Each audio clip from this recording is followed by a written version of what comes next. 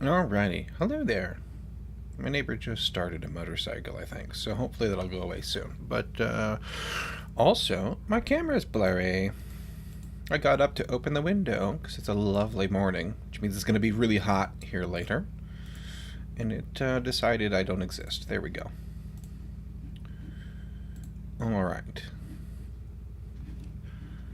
Sorry about the background noise. But hopefully, he'll take off here shortly. Okay, so that's good. This appears to be good. This seems all right. Let's get that rolling. Forgot to open you. Hydrate! Well, today's hydration is coffee.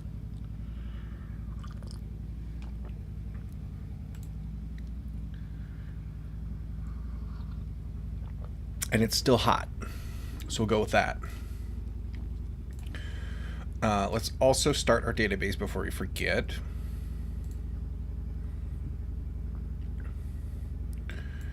I'll have to break out the old water bottle real soon. But for now, it's still been cool enough that just the regular old caffeination has taken care of my hydration needs for the most part.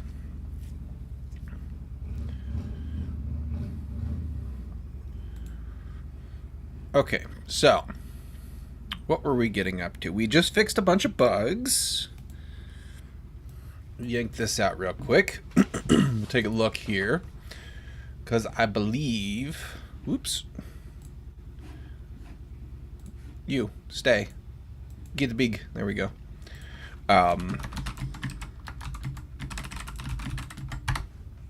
Yeah, we're on the main branch because we just merged. So let's see here. Replace the map minder. Oh, yes, yes, yes. Okay, so we're going to start tackling that. That's what we're going to go with.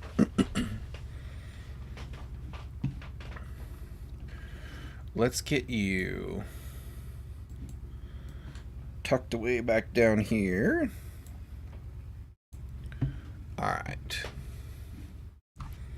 It's in an awkward spot. One of these days I'll get a little stand for our laptop so it stops hiding beneath the microphone. I have to stop.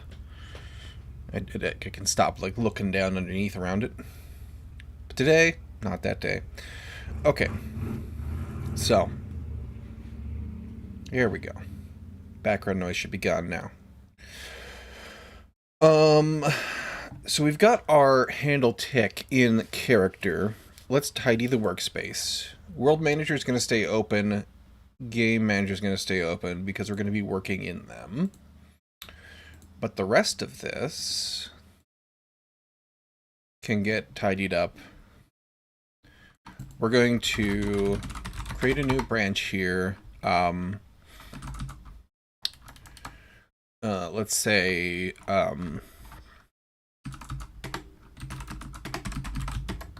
add World Manager tick. Yeah, that'll be fine.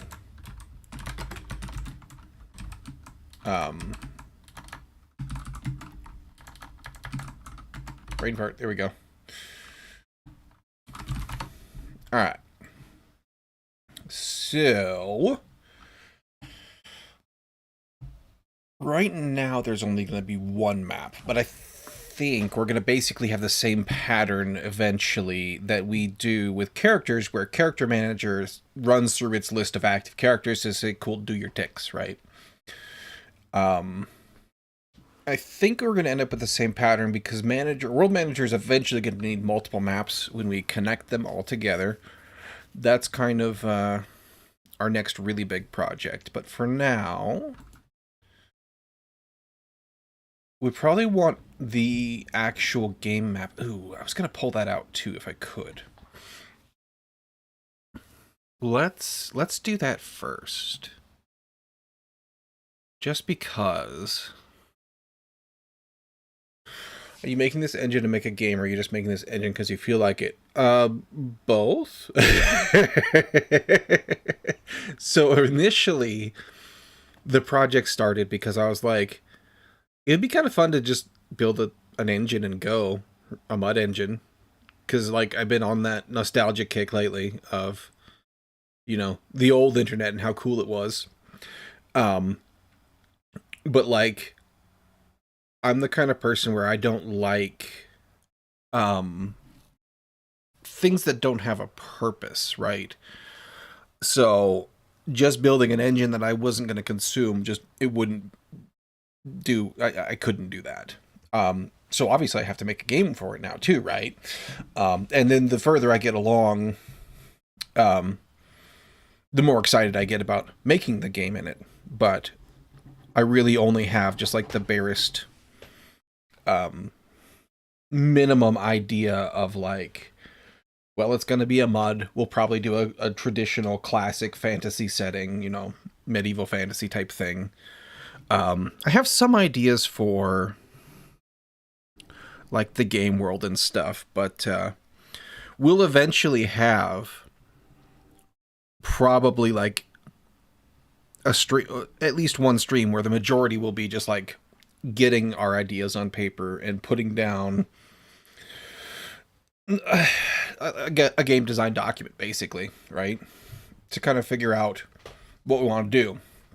And then we'll start writing game stuff, start building game stuff, start building world stuff. And as we consume the engine and as we decide on what features exactly we want, we'll add them and we'll refine and find bugs and fix bugs, and it should be a good time.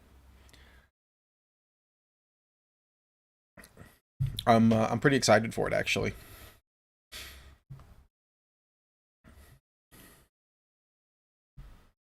Okay, game map. Here we go. Actually, hang on one second. Cooldowns.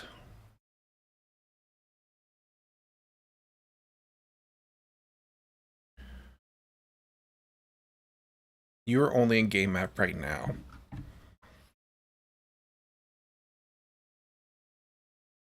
Cooldowns is kind of like the same deal as um status effects, where we have this scaffolding around it. And we're going to need some of this.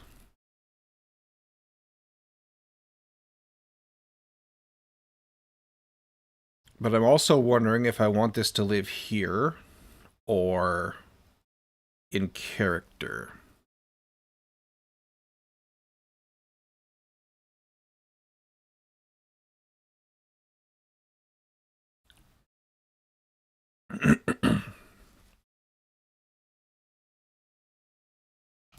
Cooldown entry, transit ID, character ID, expiration, and success.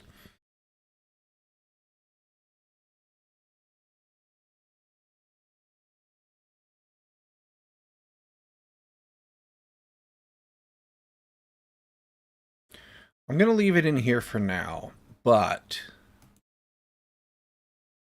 the reason let's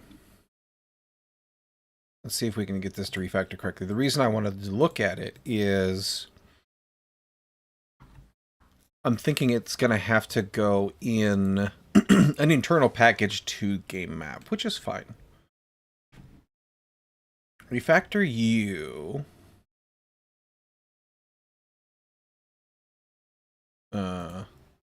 Did you work? Okay, there we go. Perfect.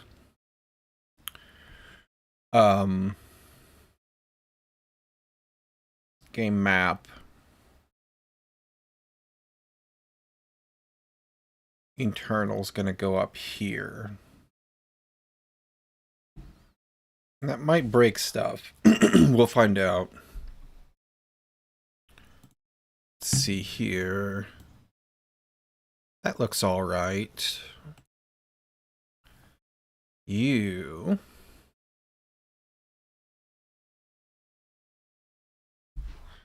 Let's see if we can just fix the import.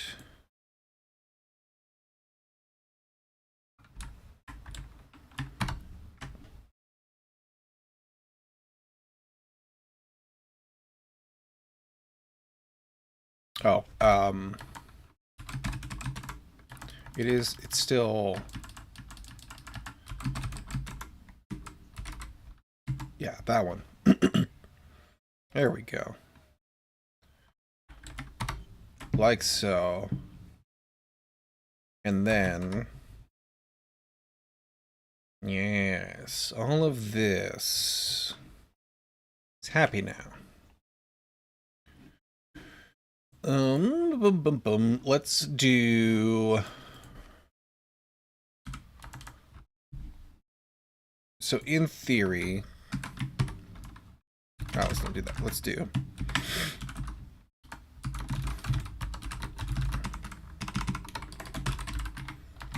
This shouldn't change anything except for it did. Game map test needs. Oh yeah, that's right. We need to fix your import as well. Internal game map. There we go. Let's try that again.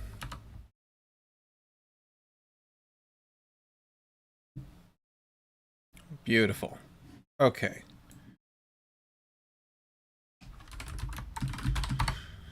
So we've got a rename and the modify. That all looks good. Pull game map module out of World Manager internal.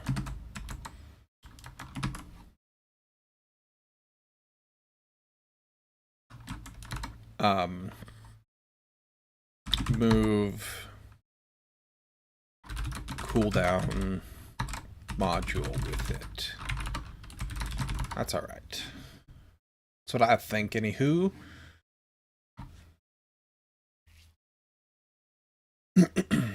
Okay.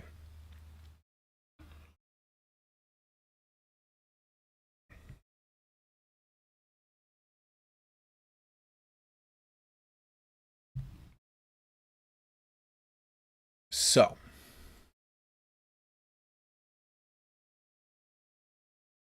Let's just wire this up really quick.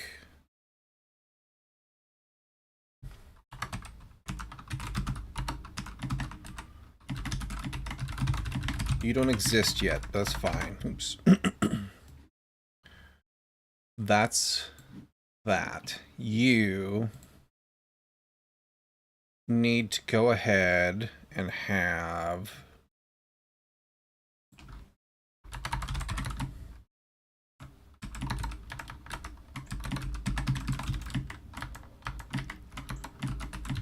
do tick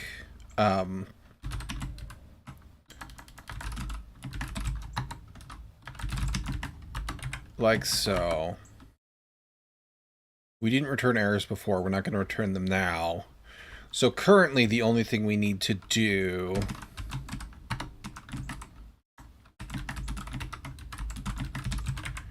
is pass it through to game map. Eventually that's going to change a little bit, but that's okay. You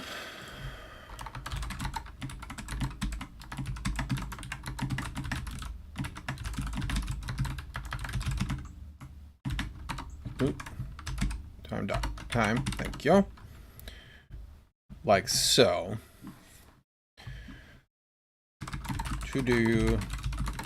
To update our cooldowns to trigger any tile effects. Not yet implemented. Like so. Okay, perfect.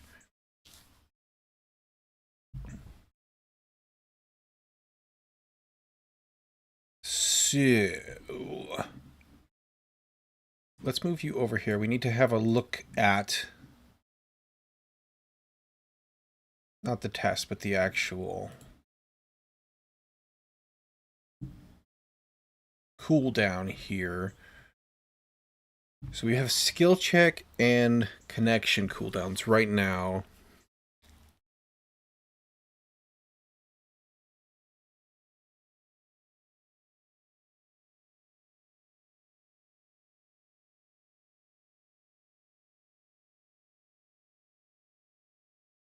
Why?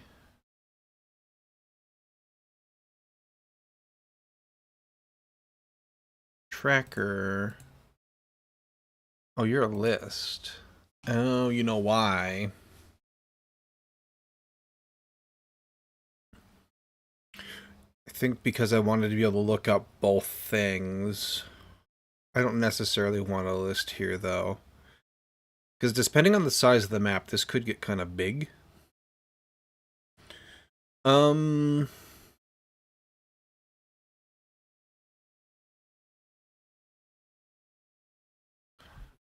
Let's take a look at what we have so far still left in here.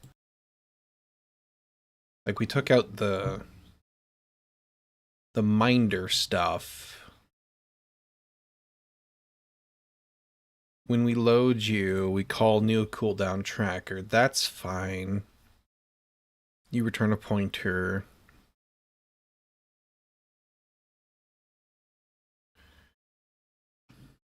Transit ID, character ID.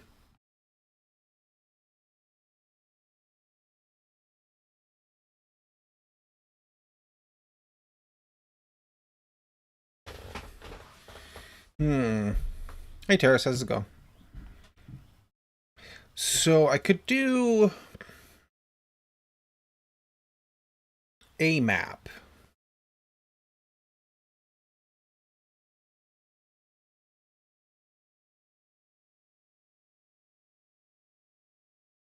But these don't live on tiles. That's why we did it this way. I'm on a 14 stream watch streak. You legend.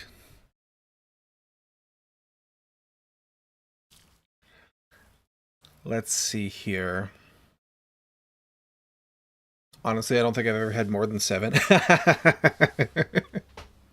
Well, I certainly appreciate it.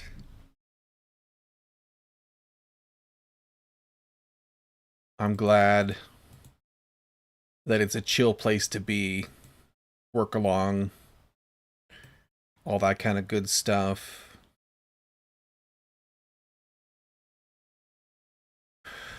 So I could just start 2 maps. Because this lives at the map level. We want to figure out if this character has made a check, and if so, I guess we could flip that around. Maybe we only index it by the characters.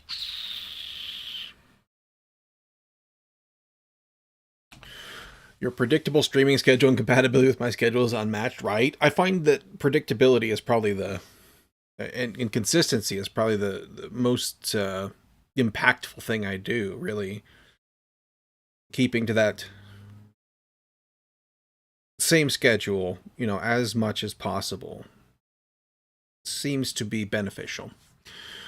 Compatibility with my schedule is unmatched. Yeah, I was glad that I could move to earlier in the day too, because people like to. So you're in a 15 stream streak, not even 14. But like for a co-working stream, which is kind of what I am, it's beneficial to be during work hours. Plus dart and go, right? I picked my weird obsession. It lags when you join stream. I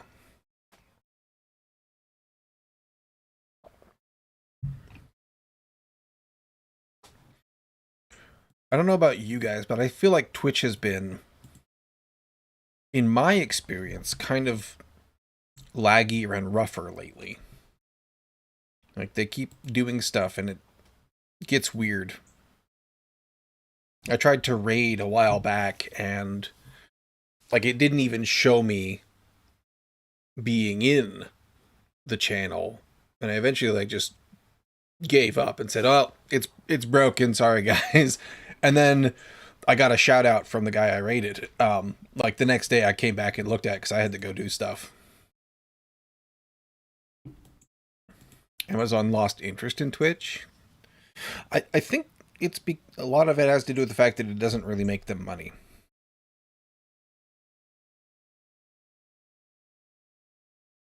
Like, they get advertising dollars and stuff, but I don't think they make profit on it, I guess I should say.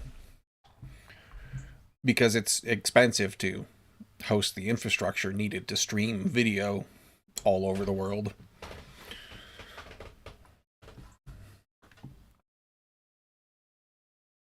Which, now that I think about it, the other day I saw, I've mentioned this I think already, but I saw advertisements for Azure on Twitch.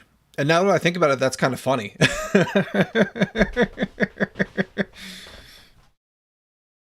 Should have been AWS ads, right?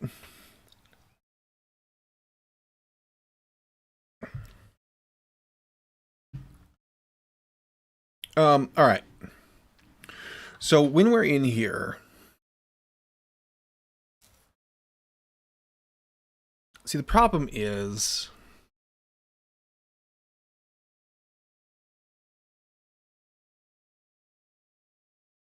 theoretically, if you're running around on a map for a while, these cooldowns could stack up as you search around.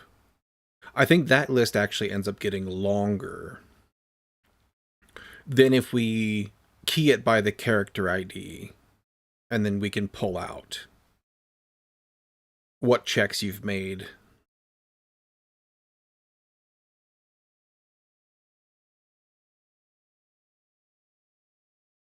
I'm not sure if I told you, Amazon even offers the same API which powers Twitch on AWS. Kick runs on it. Amazon earns on Kick while Kick is not profitable. I did not know that. That's interesting. Chair slouch in there. Alright.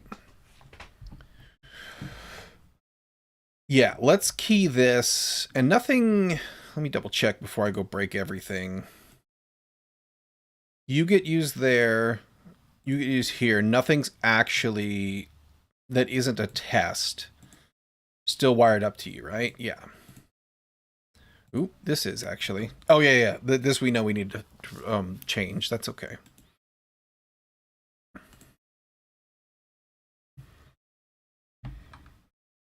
So... we're going to change this.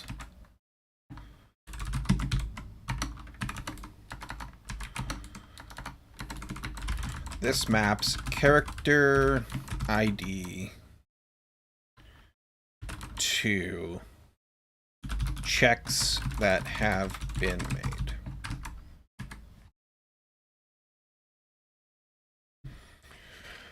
So technically anyone could run live streaming service using that API? Yeah. But obviously it's, I mean, if Kick isn't making it profitable, it would be hard to make it profitable, I think, right?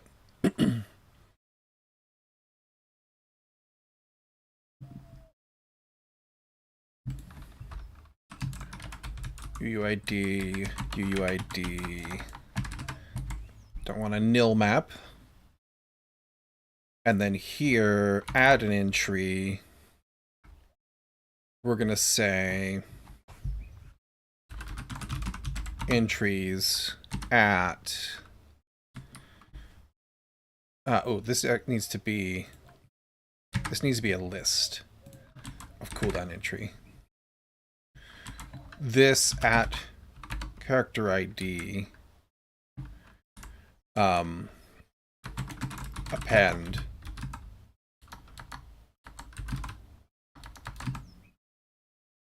tracker entries char ID new entry like so. You just need a marketing strategy and desire to solve all compliance issues, right? Okay, so here we can say if entry list okay tracker entries at char ID. If this is okay, otherwise we return nil, right? And then here we can say for, I don't care about the index.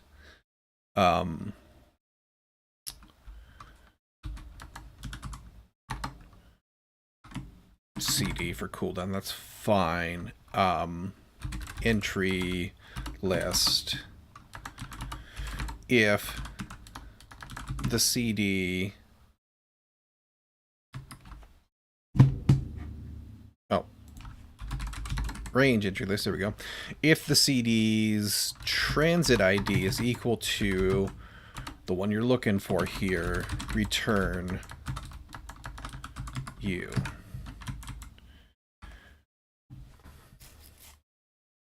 And I was returning a pointer here just so I could nil check, I believe. So let's go with that until something tells us we need to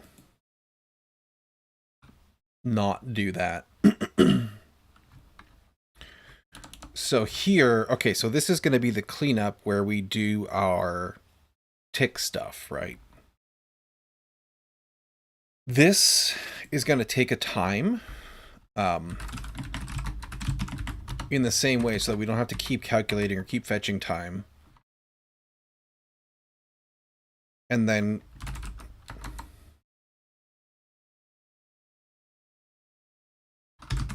ID entry list in range tracker entries if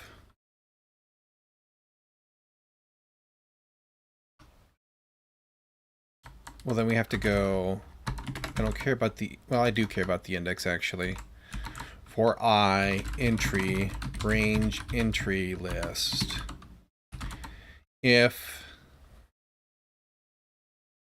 the entry expires at after, or no, sorry, other way around. If tick time is after entry expires at entry list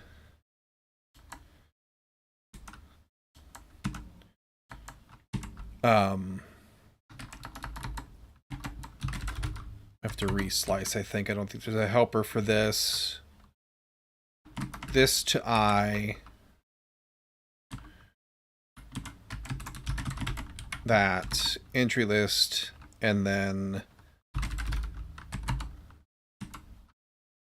I plus 1.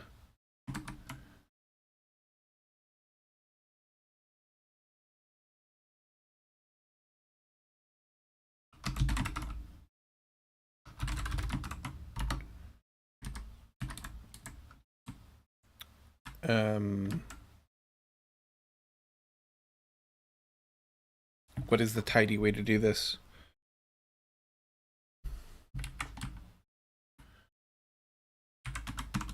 We need to do that for 1.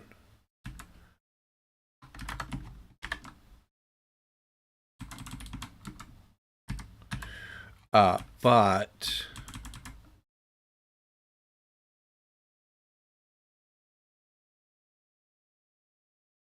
redundant index.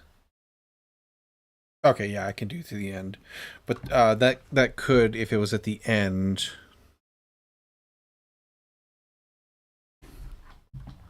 There's a tidier way to do this. Why am I brain farting?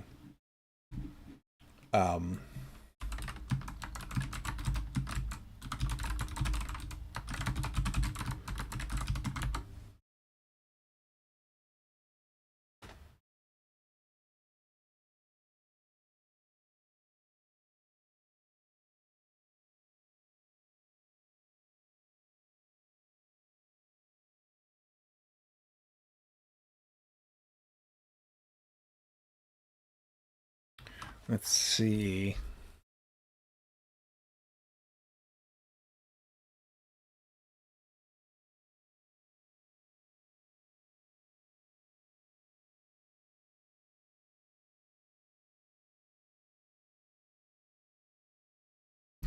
We don't care about order. I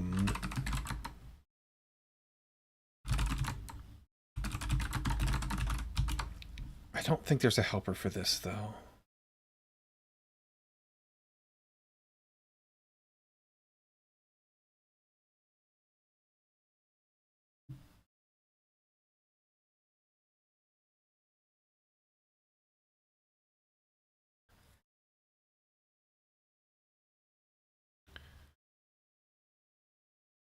Here we go.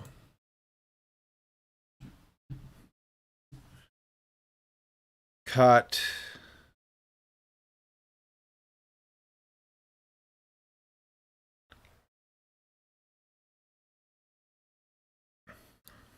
Delete without preserving order. Here we go. A at I. We replace. Oh.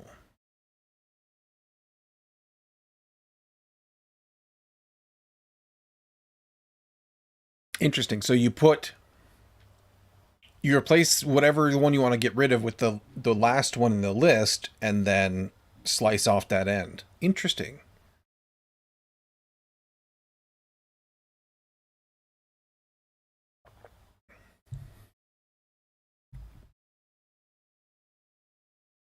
And this is pointers, which we shouldn't have to deal with here. We returned a pointer for the sake of being able to nil check, but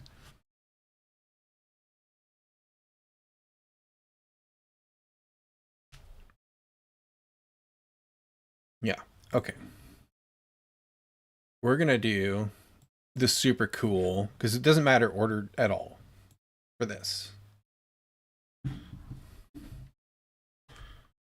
And I don't remember if this automatically accounts for your boundaries.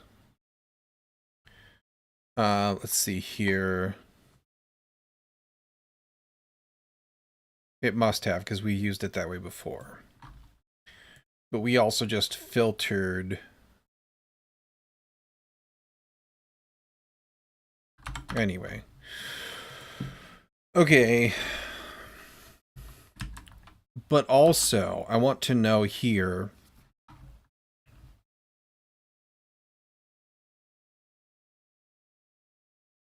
If the length of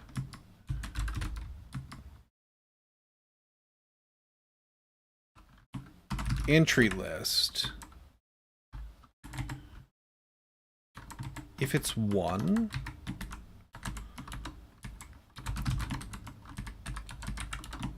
I'm pretty sure I want to not bother with this. Let me think here, though.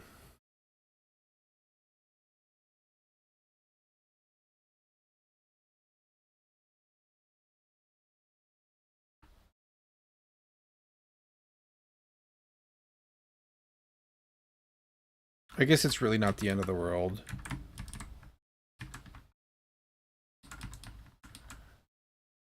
Maybe we just do this here, then we'll clean up after. Maybe that's fine. Okay, so we do entry list at I equals entry list at len entry list minus 1 to get the last index.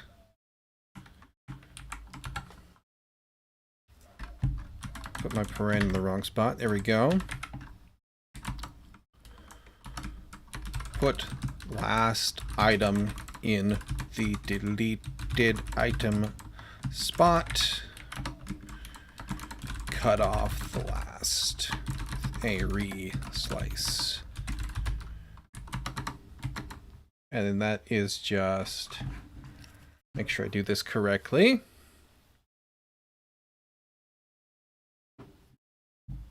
Yeah, we just re-slice.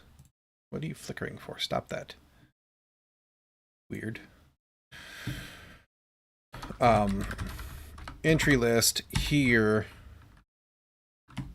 all the way to length of entry list minus 1. Right? Yes. And then here we'll say if it's less than or equal to 0, which it should never be less than. Can't do that.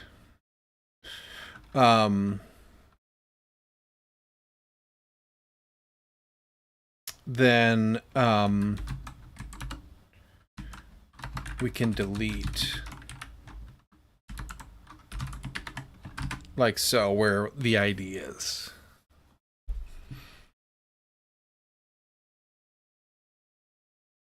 I think...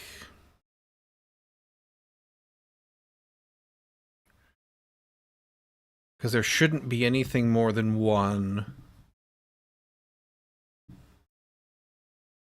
per character ID.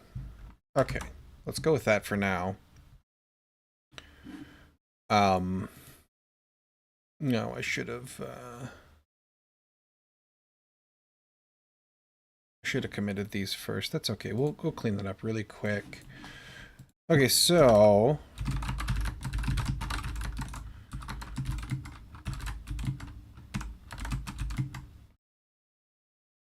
game manager, we add you. We add game map.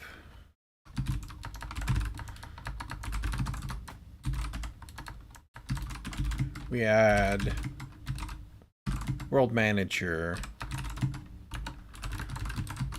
So the only thing isn't in there is the changes we just made. This is a commit.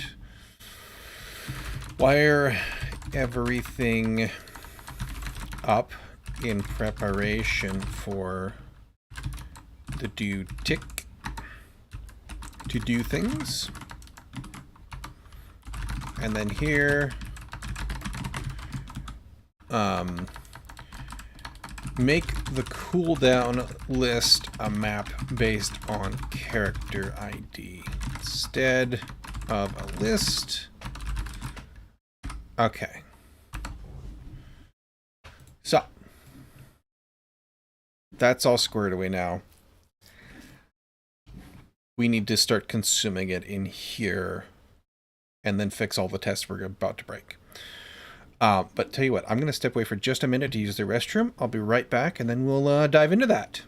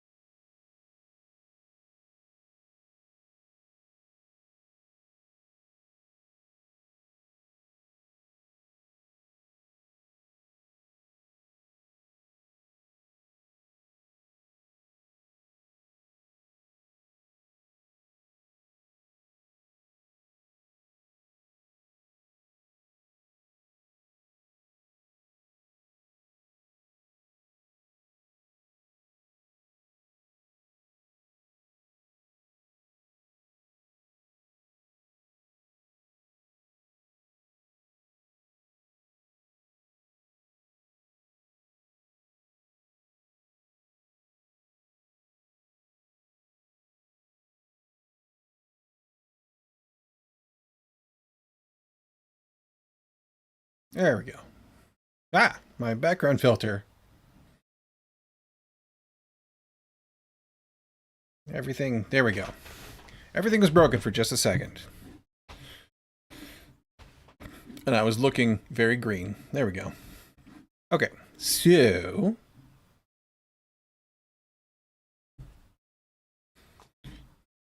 just make sure everything came back. So I just did see just a quick connection drop there for a second.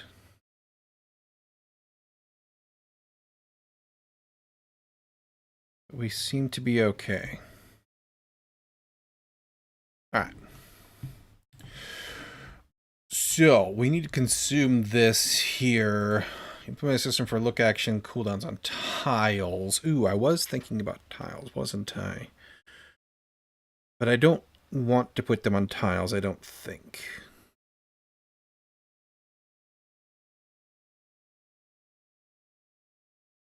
I think we can be smarter about that than going through every tile.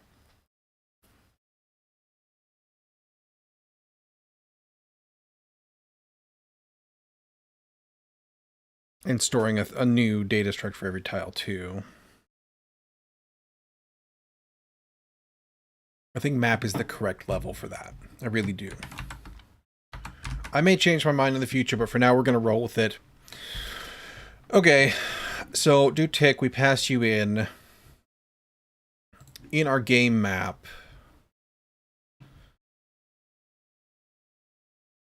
Do tick. Update our cooldowns, which live here. Clean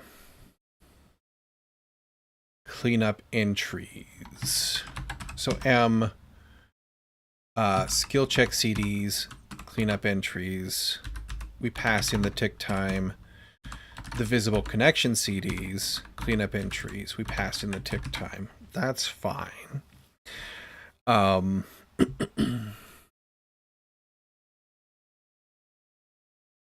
Tile effects, yeah, not yet implemented, which we'll have to think about that a little bit. It's an interesting idea. It's an interesting problem.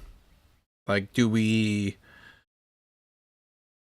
just run through the tiles, or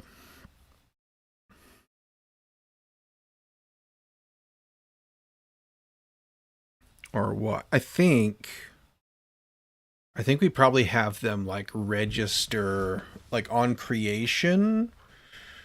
They register with the parent. That they have a tick action maybe, and a cooldown or a deadline. Maybe that's interesting. Or not, or like a next tick basically, right? Same way we did with the status effects.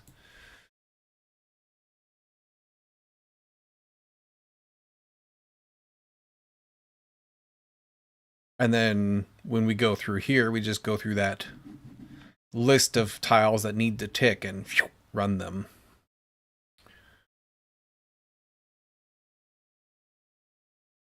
That could work. I would like to not have the tiles, though, need to store a reference to their parent. If I can avoid it.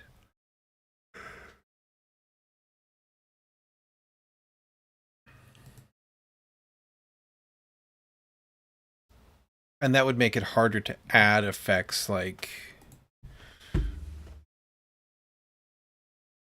if you trigger an item or something, it fills the room with poison gas, let's say, right? You'd have to figure out how to wire that together in a way to where it wasn't always on.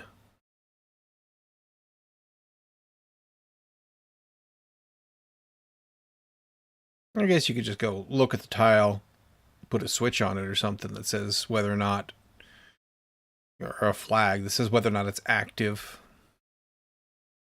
We'll think about that. I don't want to get too sidetracked with it. It's just interesting. Okay.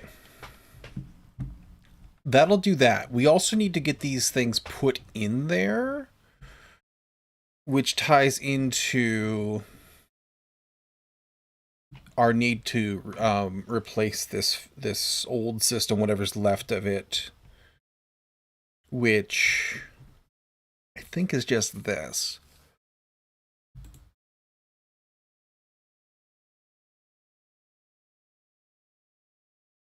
Visible connection CDs.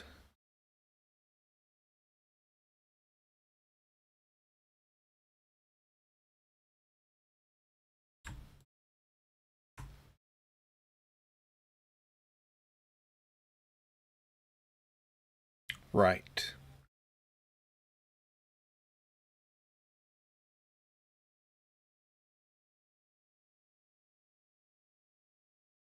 DC to C is not nil. Then we do that. Okay. So we fixed that up already.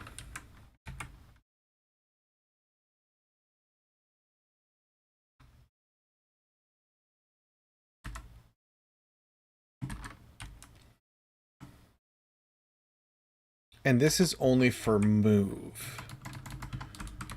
If the connection is guarded by a DC and the character has not yet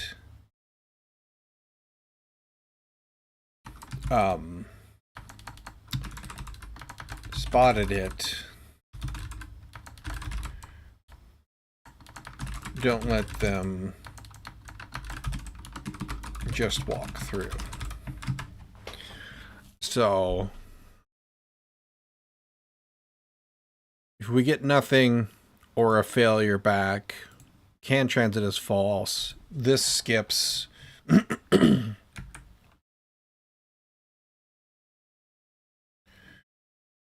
we fall through to there is no exit. Okay, perfect.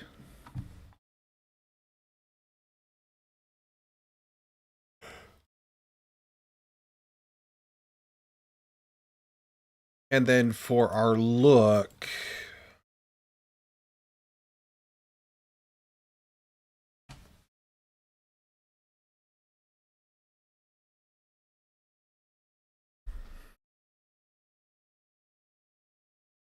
here's an interesting thought too. We could kind of do the same thing we were talking about with, like, if you want something to take time.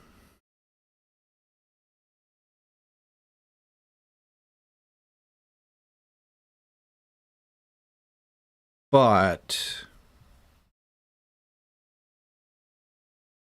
we also want to let the character drive some of that, because if they're in, like, if they're in the process of searching, then doing anything should interrupt that, right? So we almost need to have, like, a similar tracker for things that are in progress that we could put into the action queue and be like, okay, cool. I just completed another tick of searching, right? And we can put it on like a slower, it doesn't need to be happening 60 frames a second, you know, once per second or something.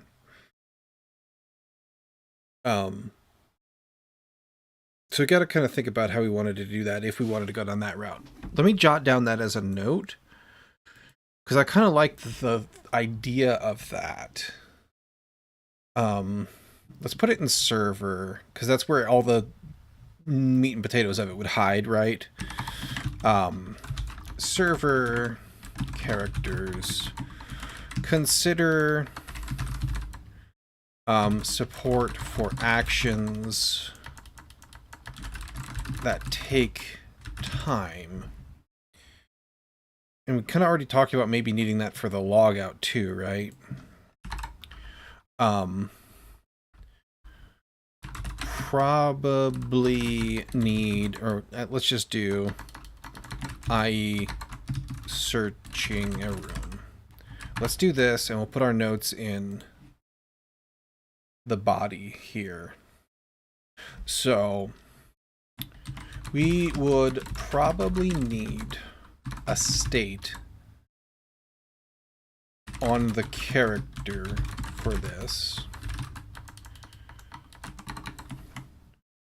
we'd want to trigger it on a longer time frame than per tick,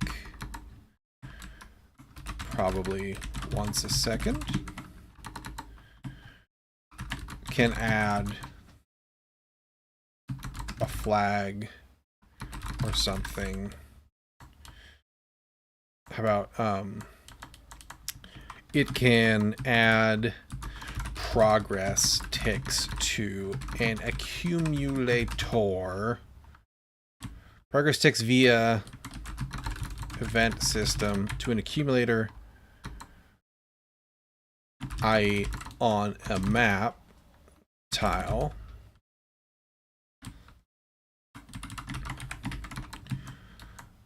To enforce an uninterrupted time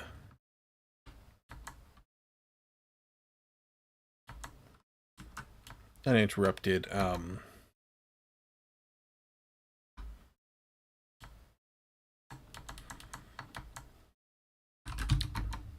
to enforce the requirement of uninterrupted action in order to complete it. Yeah, there we go. That's hopefully enough to jog my memory in the future. Just thinking like searching, or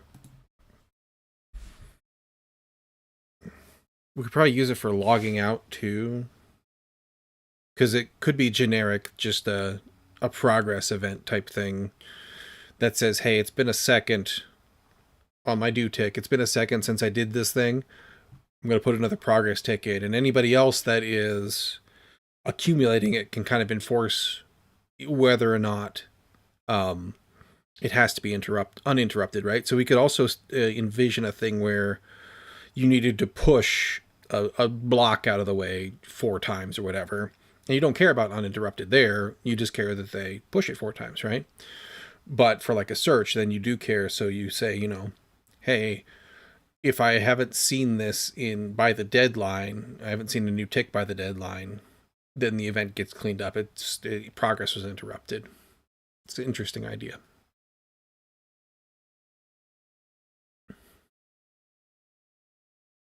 And maybe we also just want that accumulator to live on the character too. I don't know yet. Future me problems. If we build it flexibly, we could possibly use it for both. Okay. So that there, for now, checks it. We need to add the ability to add the entry to do the thing. And I'm tempted to just add a search command or something. I'm not 100% sure. It feels like look is too generic for this. Like look is just giving you more information about the environment.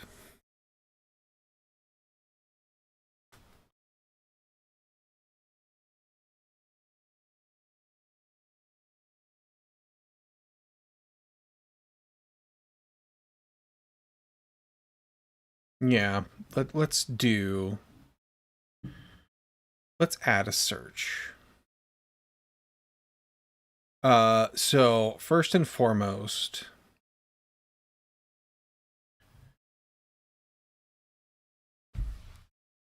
let's think.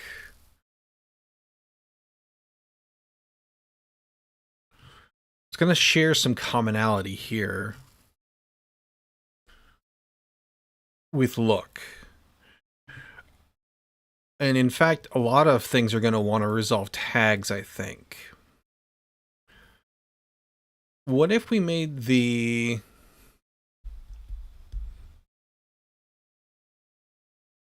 What if we pulled this out into a function that we could just resolve tags in? Um...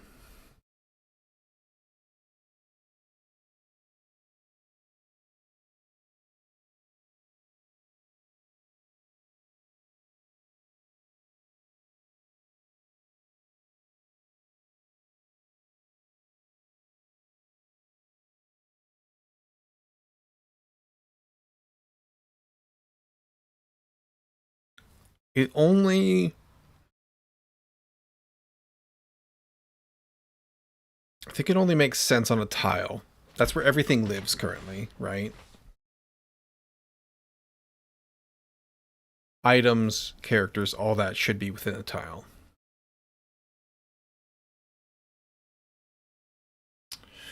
The...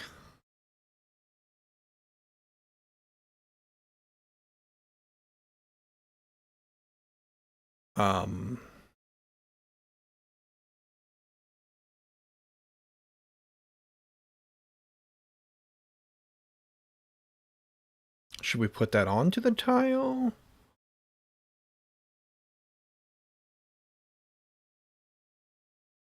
Like here we're doing it, we're doing the look in here.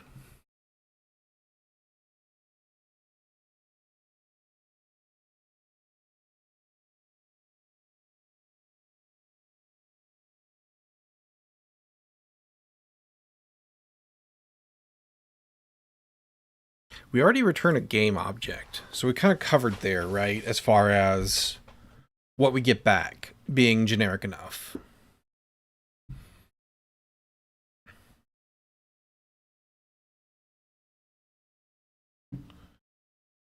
We want to handle both cases neatly of whether or not there are no objects there that match that or multiple. We got to consider that. Hmm.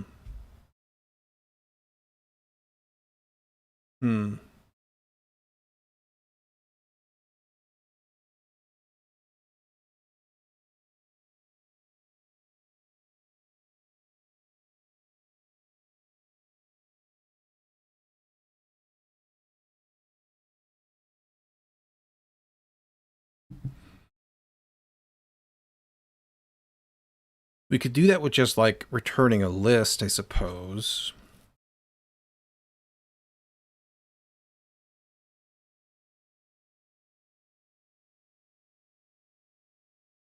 I don't necessarily want to do that. And right now we only account for nothing being present or finding a thing. So we don't even actually handle even matchiness right now. We do want to do that.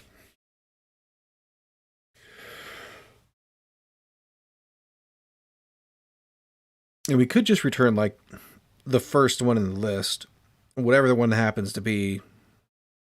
Yeah, but I think it's more explicit, more helpful to the user to say, there's multiple chairs here. Which one are you trying to interact with, right? Which, you know, we're going to need that tag resolution for interaction too. So I think so, yeah. So we need to do pull this out into a function can be reused, right? Let's also think about really quick how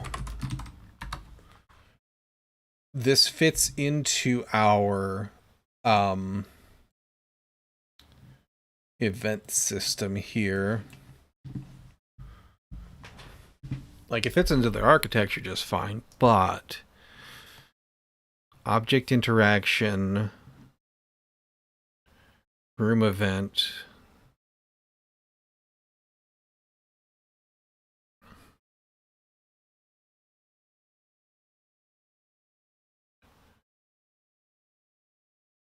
I guess it could just be a room event.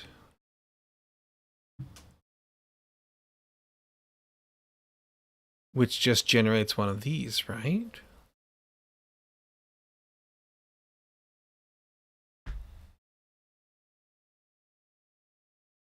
Hey, Sad, how's it going? Yeah, we could put it there.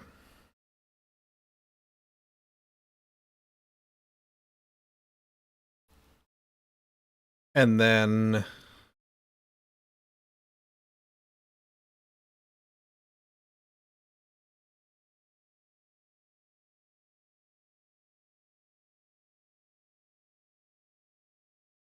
we got to think about how that looks like to the consumers as well. Or the not consumers, but the audience, the onlookers, other people in the room.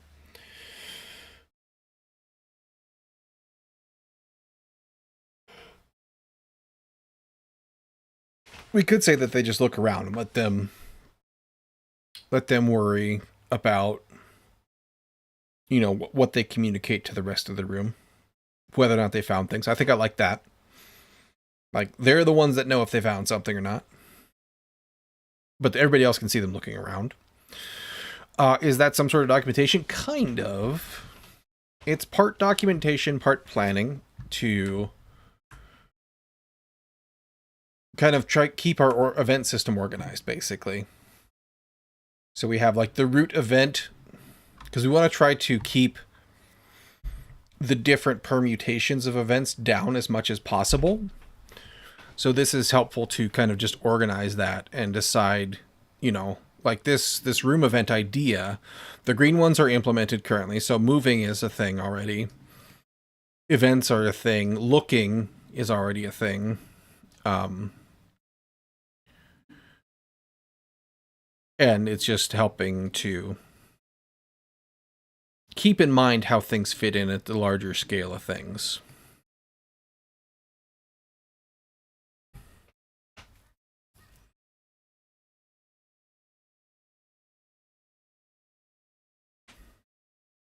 This probably needs...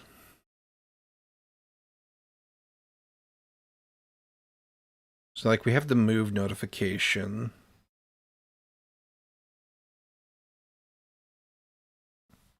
This is smart. Well, yeah, you gotta have some idea what you're doing, right? It's very helpful. It's a lesson you learn the hard way, usually. So room data exists.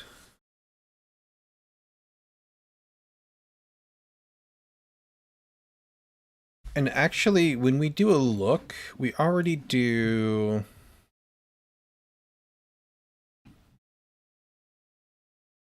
we send back a look result. We should document that really quick while we're here.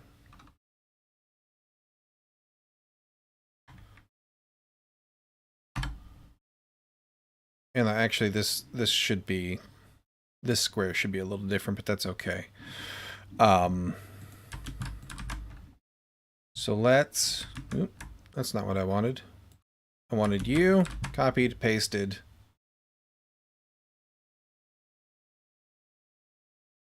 Let's get you... just delete you really quick.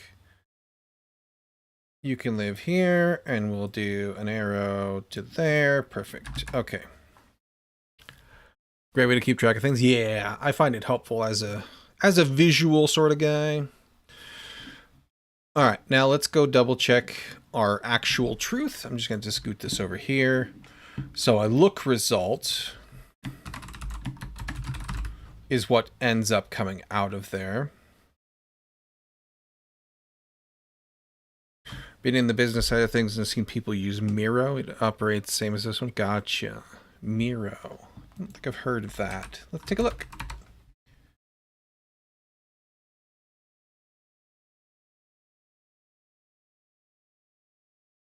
This? I see AI junk here. Did they pivot? Okay, yeah.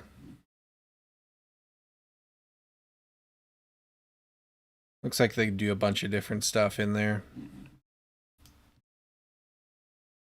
It's the only one that comes up.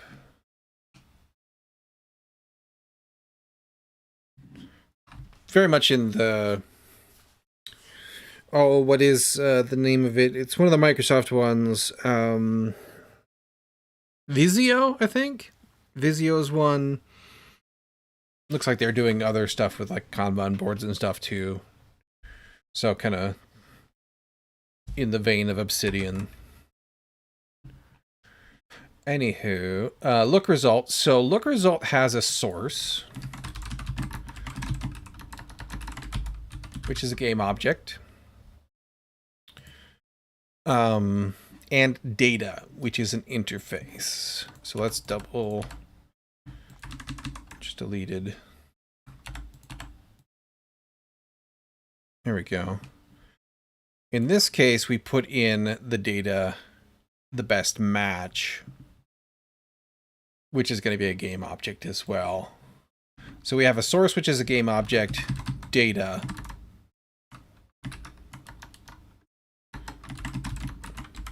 game object. So we notify everybody of the result and then let them parse it as they will. They added AI recently, but I used to remember it was great. You can add different people to drawings. They can add and remove things live. Yeah. Yeah, it looks like they pivoted pretty hard into the slop.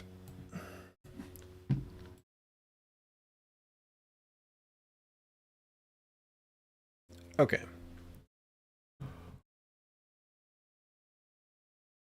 So, we've got that event, and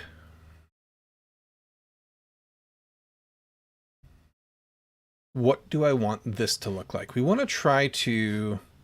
It's sad, right?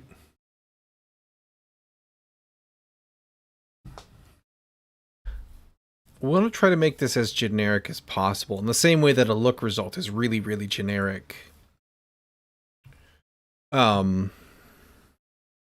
But at the same time, we need to know what's happening.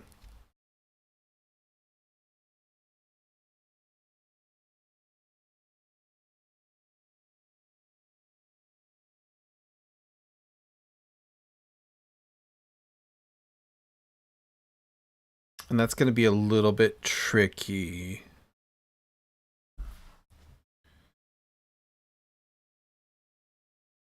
I don't know how some of that wants to look yet. As a starting point, because we also have to return them a result.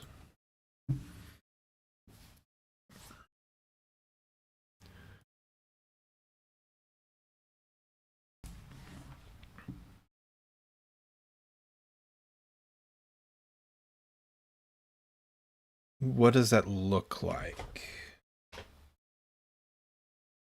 We could hand them back another look result.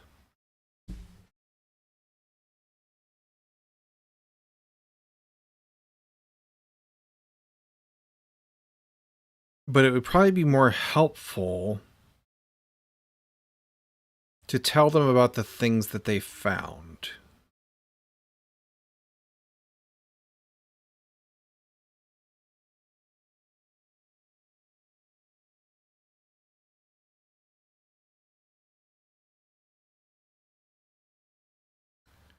The other thing I want to be careful about is that we might want to guard some things behind or grant some things based on like what class you have. Like maybe you can see hidden symbols or something, right? If you're a particular class. That would require a different implementation. So I think we're still okay. Because we have access to the character object, so we could put a check on there just that requires them to have that tag or something, right? So that's okay. I mean, really, that's a method of making money. A lot of people just want to jump at anything that have AI keyword. You got Gary Tan, for example, funding any AR startup. Yeah. the hype is really, really absurd and disgusting. So I think we're still good kind of thinking about that in the future with this as a starting point.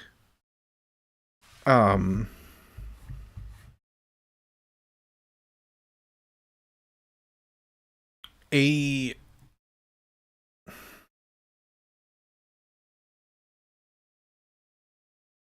So we need to do roles about it. That's fine.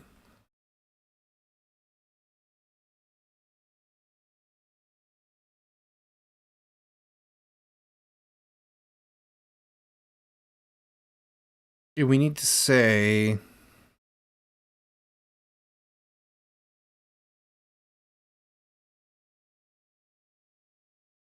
that you see these additional things. An exit isn't really... It's not a game object.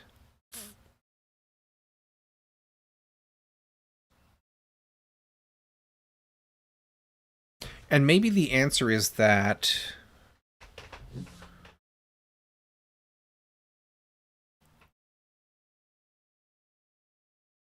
like we let the object itself, if it specifies that it has a DC, we give it a discovery text or something.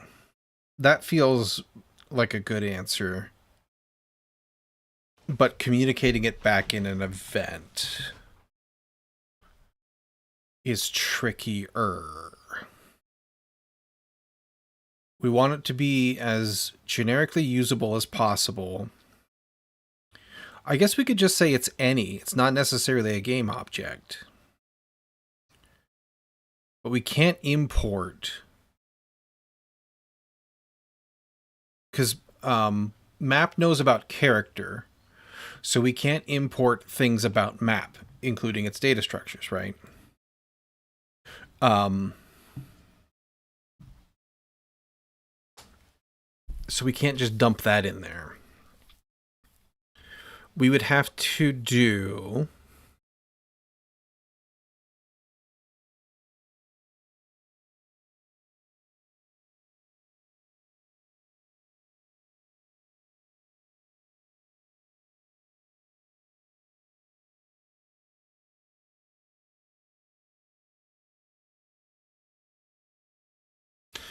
What if... Hang on. When we do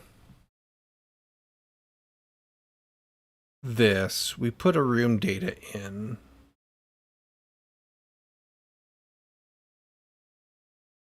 Which is in events. We could do that. Game events. Room data. Exits. So if we get room data back, we also have room exit. So we could do room exit.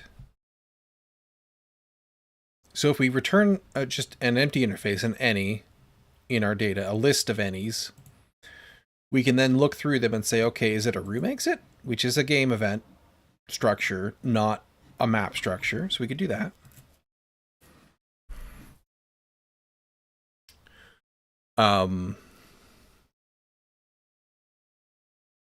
And then if it's an item, you can handle it differently. That's just a regular game object.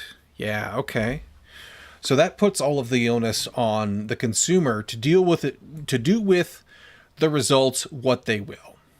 And I'm totally okay with that. Because that really fits the pattern of what we're doing so far, which is to, still within the server, provide the consumer with the data. They interpret it and deal with it as they see fit for everything.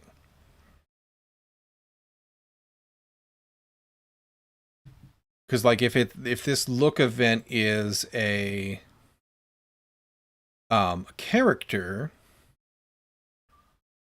that's a game object, and we do different things depending on that. Yeah, okay. Very good. Unfortunately, unfortunate thing for doing a product with AI, it's impossible to market it. AI marketing already overheated, so you can't really win. Everyone is looking at major players, only like Anthropic and OpenAI. I guess? I don't know. I haven't really thought about it because I have zero interest in doing anything with AI, so I'm kind of just like, whatever. It's everywhere. It's being shoved down our throats constantly. People don't really care about it.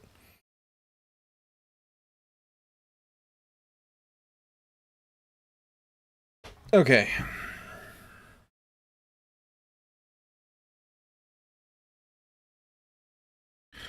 Let's do that. Let's return a list. Okay. So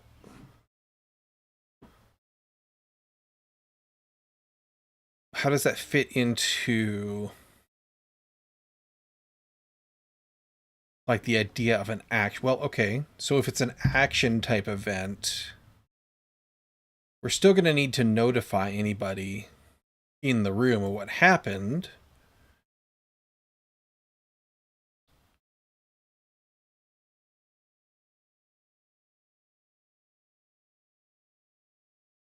And if we're saying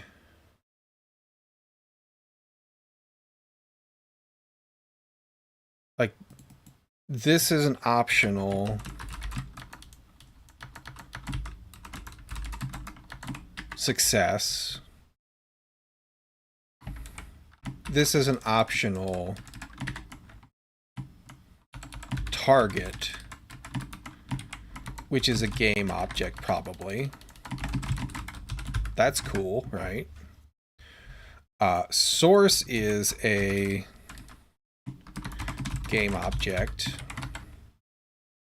Then we just have to worry about what a type would be to kind of switch around on. That makes sense, right? What do we have already in our events?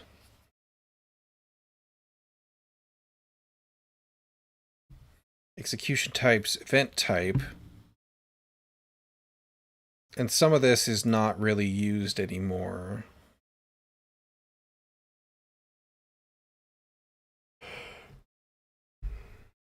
Yeah. Yeah, absolutely. This is going to be the answer.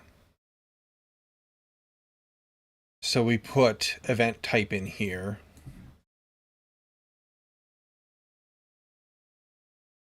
Not in move notification though. Oop, too far. Here we go. Type, event type, which is a it is an event type. And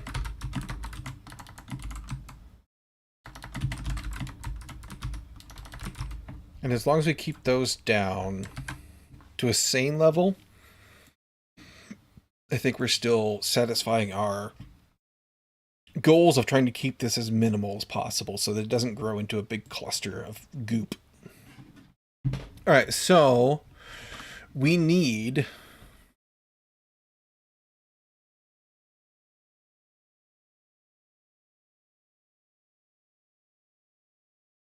we're going to leave some of these for now. We're going to leave all of them for now, but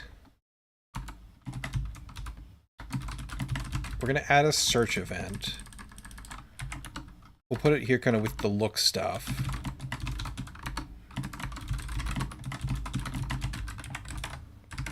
Because it's a cousin for sure, whoops, of the look. We're going to say we're going to make look or searching a synchronous action. So you got to do it on the tick.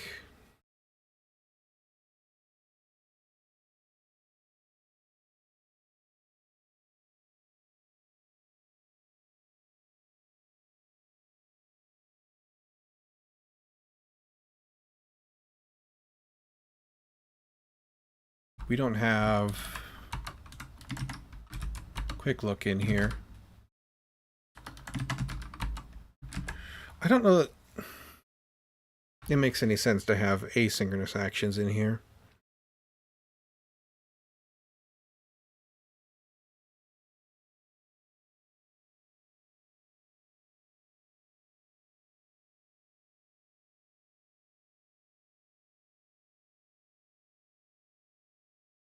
Like so far looking is the only... Looking and log out. Why is log out async? Because it gets processed immediately. This may go away. Should this go away? Is there any value in async actions? Any real?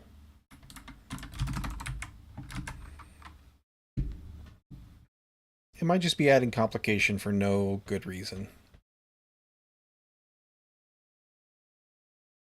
Like, as we develop things out, you know, it just feels like it's not serving any real purpose. Okay. So we've got a search event, we've got a search event, we've got a search event, we've add quick look to there, which it would have defaulted to synchronous anyway, but you know. I think it goes away. Let's do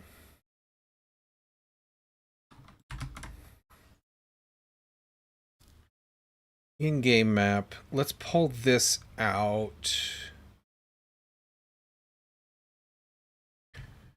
Because we're gonna need...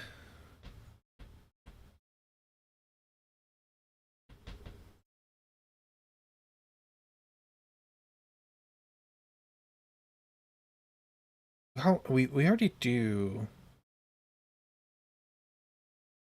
a lot of the stuff we need to.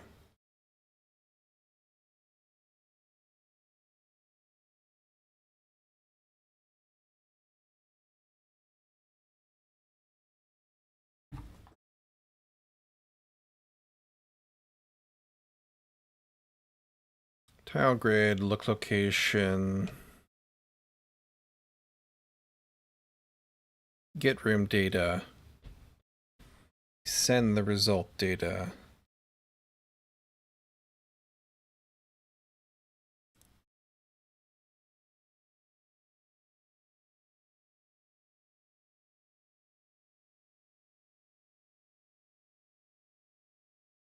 We just need to build the event a little differently.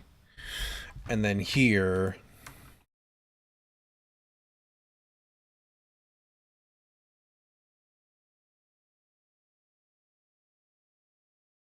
So right now, we just return all of the exits.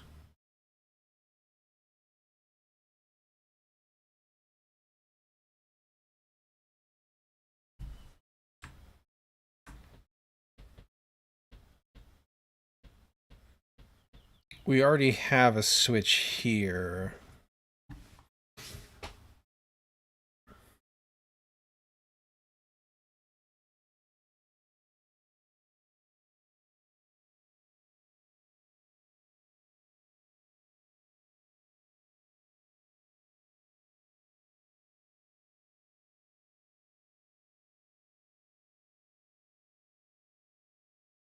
If we passed in the event type to get exit info, we could do everything here.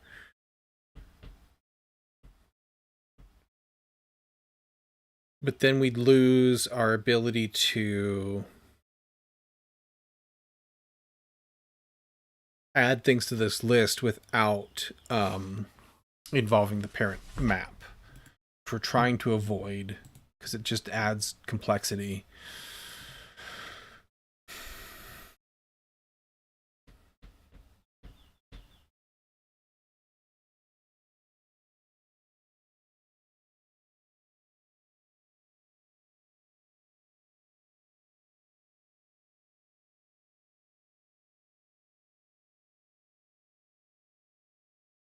If we do return the room data type here, or not room data, exit, room exit.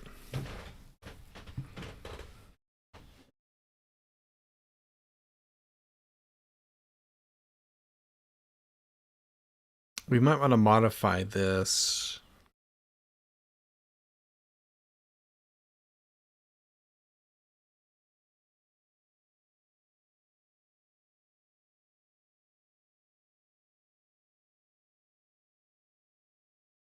Like, how do you indicate to them that This exists because you previously spotted it. You found it earlier.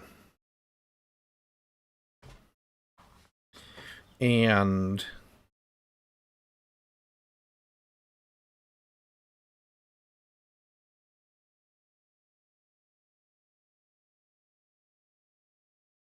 how do we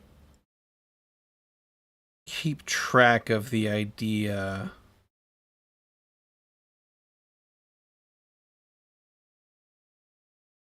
And like keep refreshing and updating your familiarity with the area. Because that would be kind of cool, right?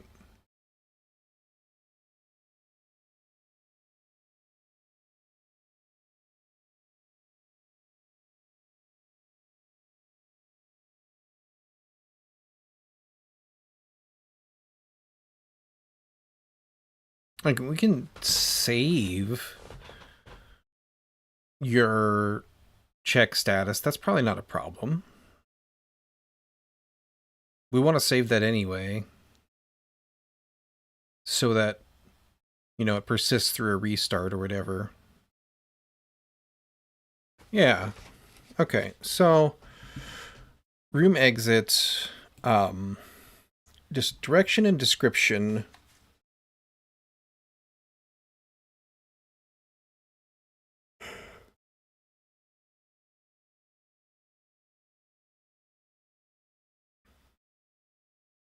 We could put a time stamp on the cooldowning tree.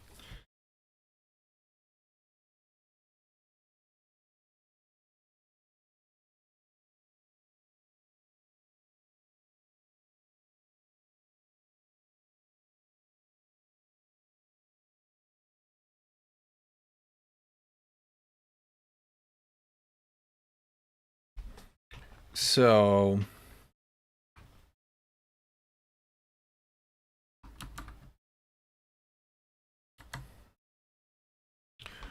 let's do the simple part first. Just trying to not paint myself into a corner in the future, right? Okay, so we do our look.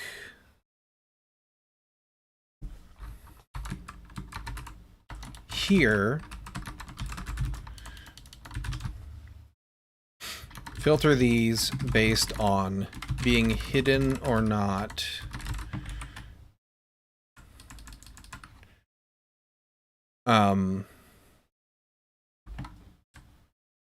Room data comes back.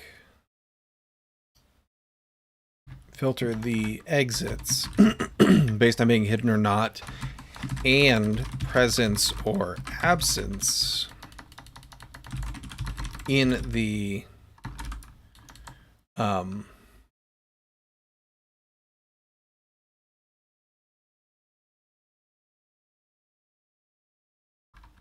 cooldown entries.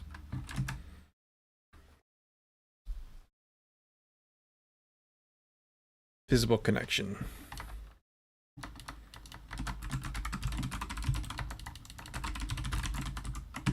CVs, there we go.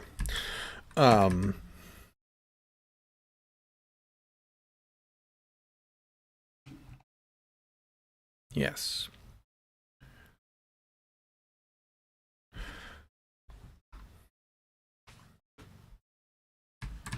So before we do the notify occupants,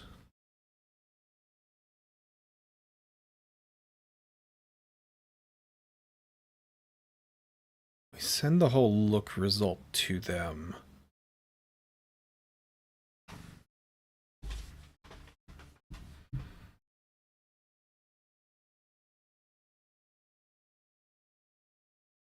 Do we still want to return the whole look result?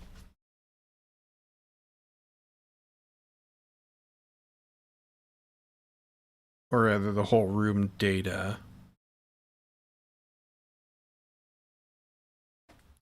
What if instead...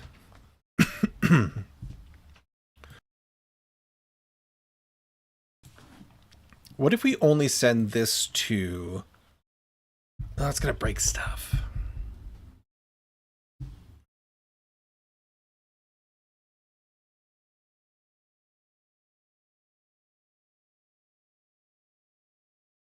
It was nice to send everybody the same event.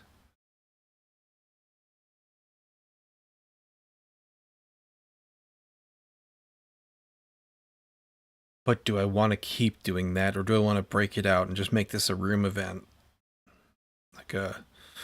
Like we're thinking about here.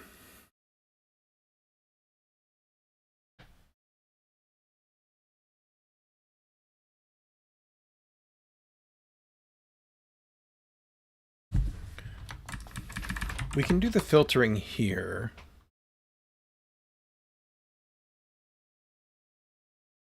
We want this to stay in order.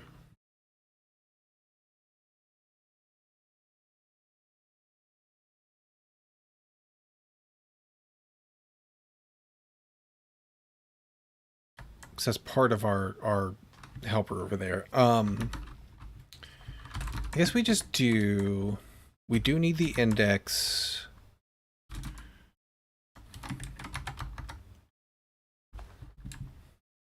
It's just, it seems silly.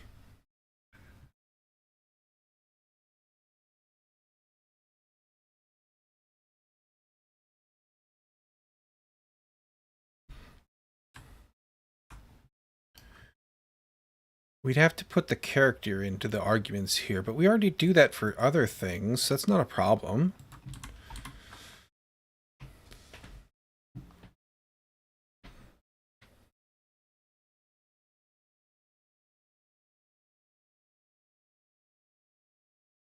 Yeah, okay. Let's just do it. Exit info. Oh no, because dang it. Because I can't pull from the cache here unless I provide it as an argument as well. Which I don't particularly want to do. I think that's why I kept thinking I wanted to put them on tiles.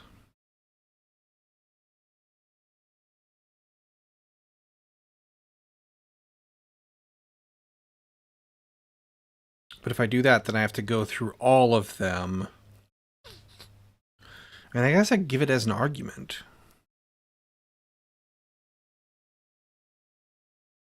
It's all the same package.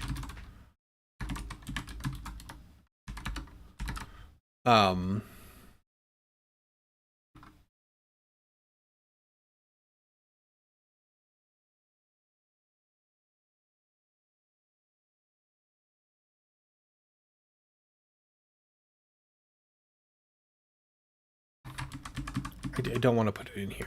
I don't think I do.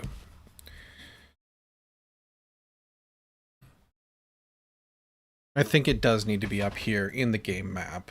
Because otherwise I'm just going to pass everything into it, and then I get it back out, and it becomes difficult to track what's going on, I think. So...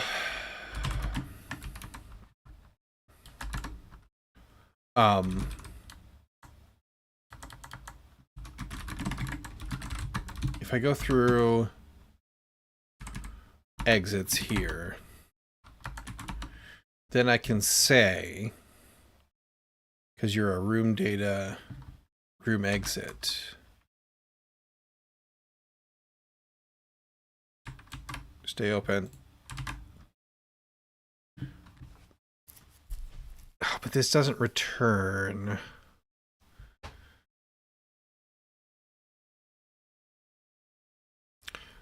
This returns the event already packaged up to send back.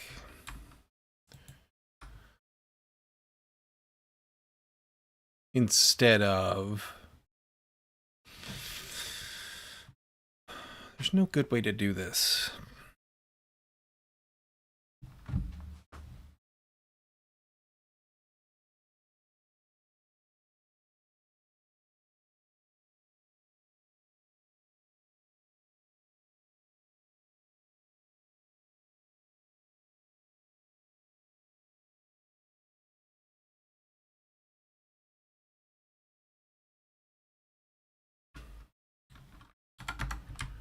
I think I do just have to pass it in.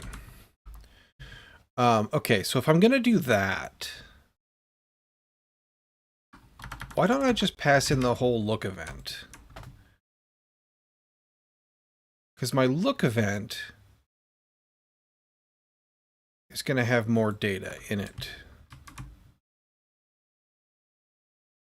It's gonna have the source, which is my character.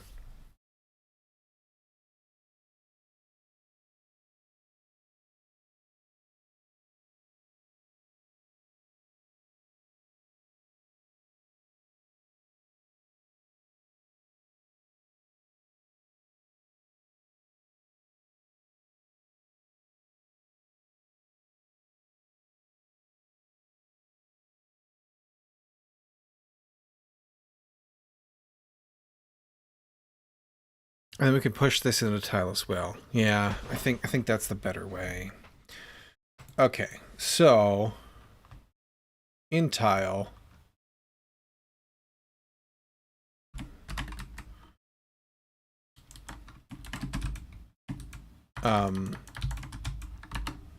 event,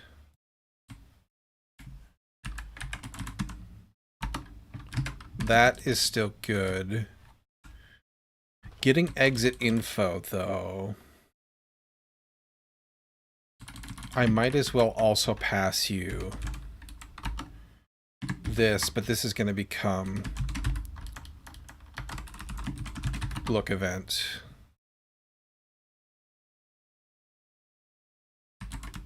This is the type of that. You, instead of detailed look bool,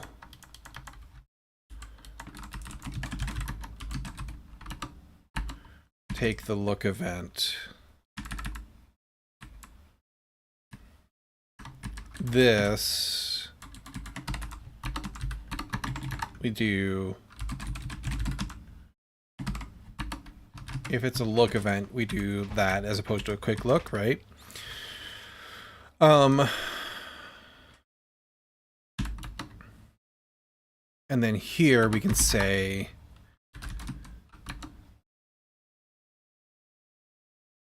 if this exit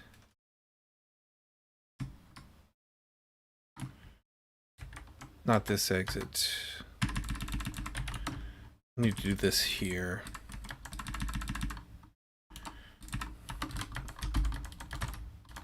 If this transit DC to C is not nil,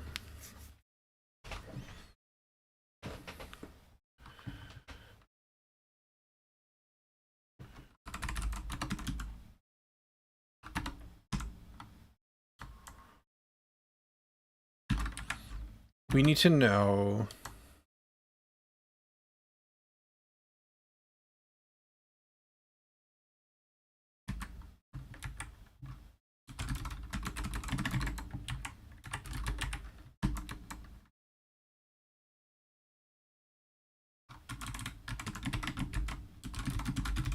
we need to type a search U, if that's okay.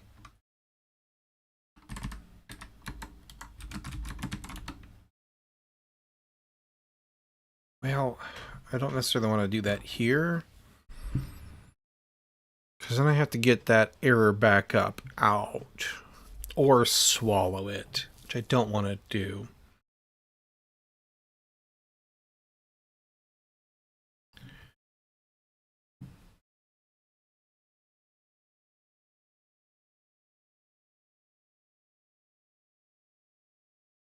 Or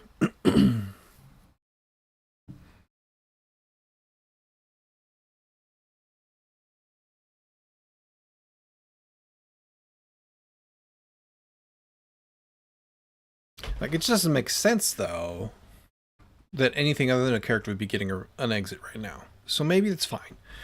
I can do... I don't have a logger in here.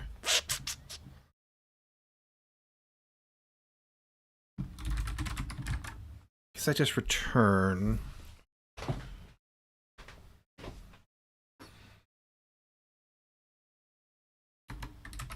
a nil.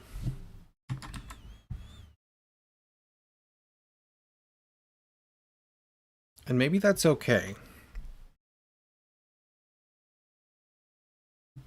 I would like to log a warning, though.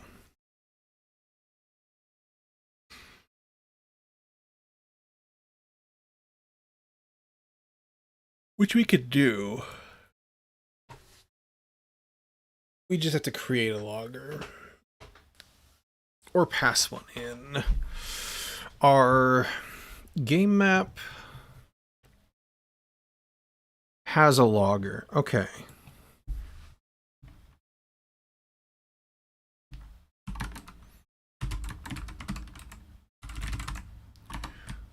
So we can pass that in. I'm okay with that.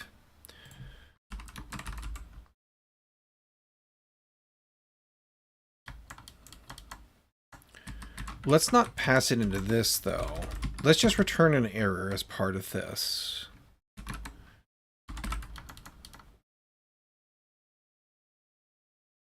And we'll say,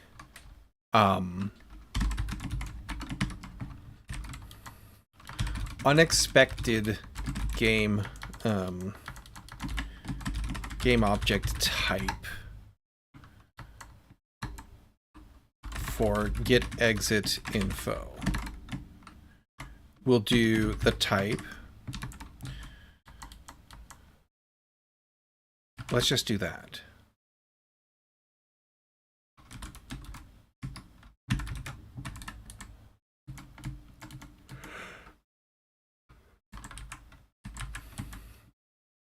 Except for you won't be there. I need to do...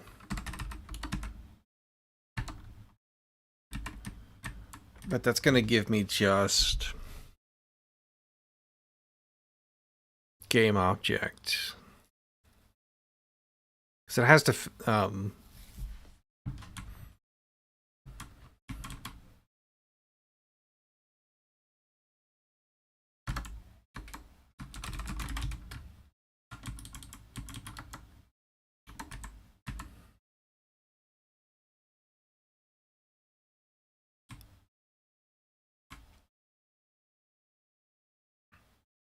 I would have to do this differently to get a good log message out.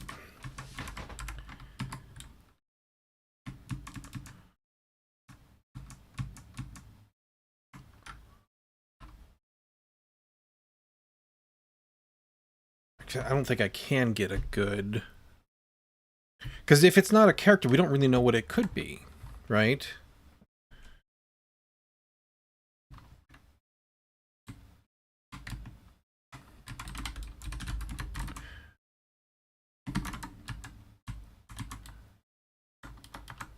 Let's do this. Object ID of whatever it is. Unexpected game type, game object type for get exit info. There we go. That'll be more useful, I think, because we're guaranteed to have a an ID. Because that's satisfying the interface. Okay. I like that.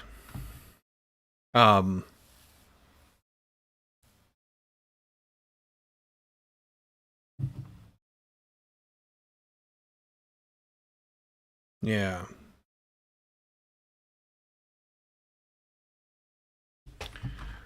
If it is okay, though.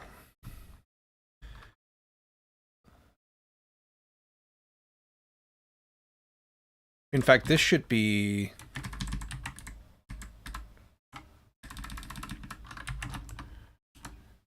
This should actually be higher up, too.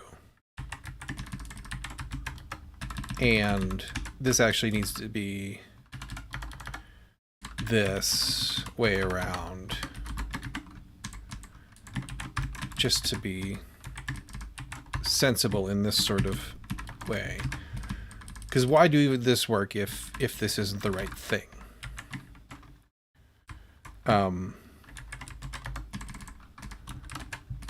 If it is the right thing, then we can continue on with our day here. So then we can come through here. As we go through the transits, if it has a DC to C, then we need to check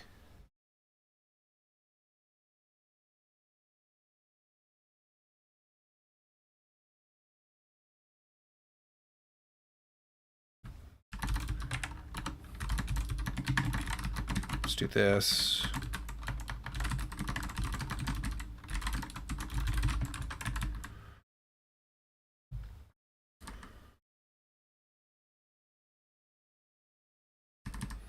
This guy probably needs to return an error too.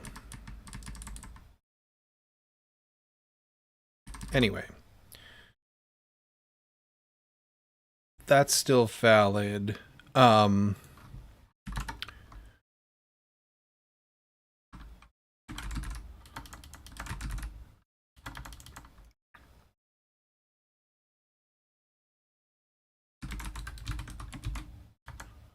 Spotted exit.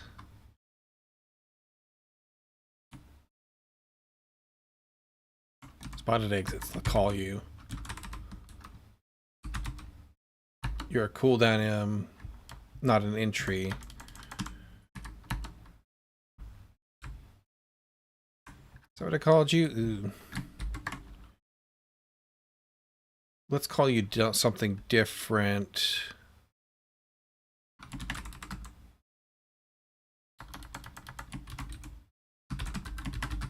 Let's call you a result tracker.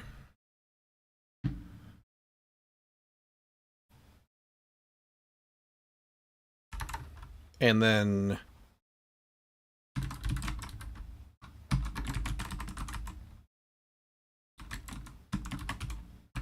we'll also take the attempts as an argument.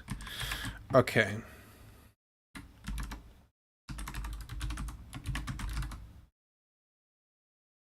Does this even make sense to have two of them?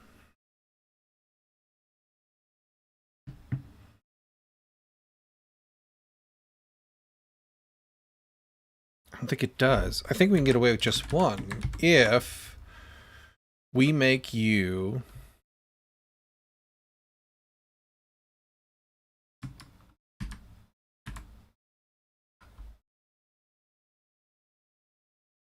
maybe I was thinking of other things. For now,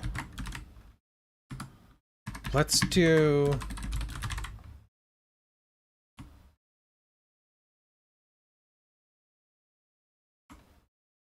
oh, you know what I was thinking about that. For things that need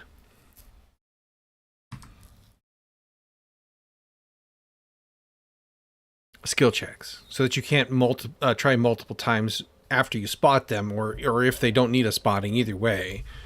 If you try to interact with them, we need to also check cache that result, basically, for a time. Okay.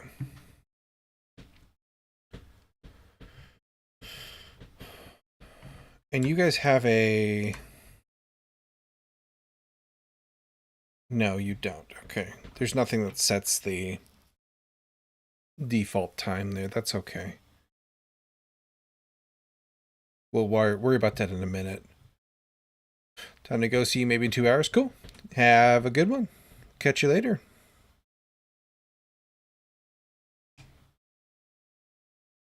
Yeah, we're going to go do that. So this only needs spotted exits.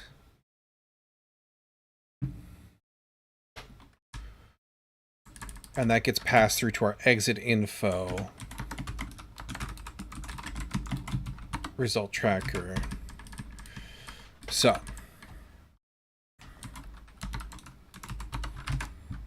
that's groovy.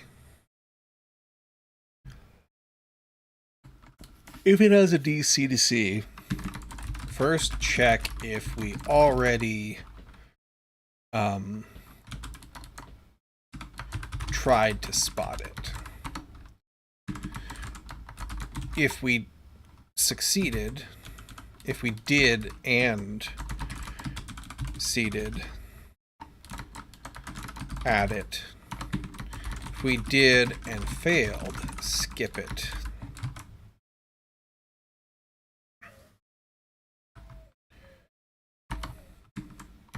If we did not, and the look event is a search type,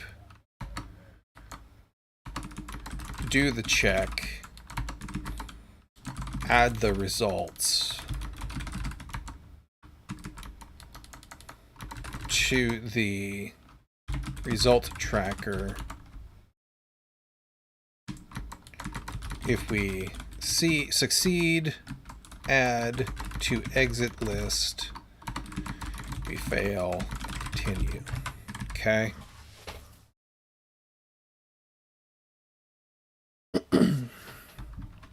That's what we're going to do.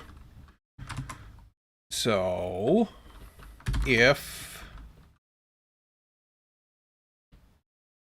entry okay, spotted exits, char ID, because we already asserted you, right? That's why we did that up there. If this is okay,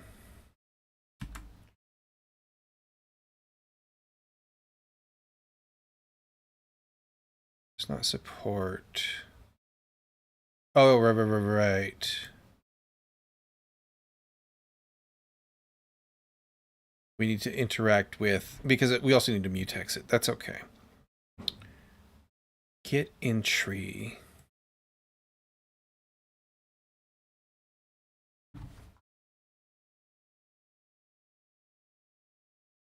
Yeah, this is super okay. Spotted exits, get entry, this transit ID, char ID,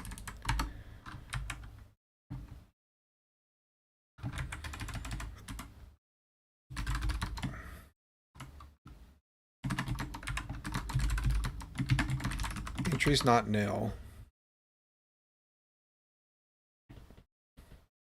Then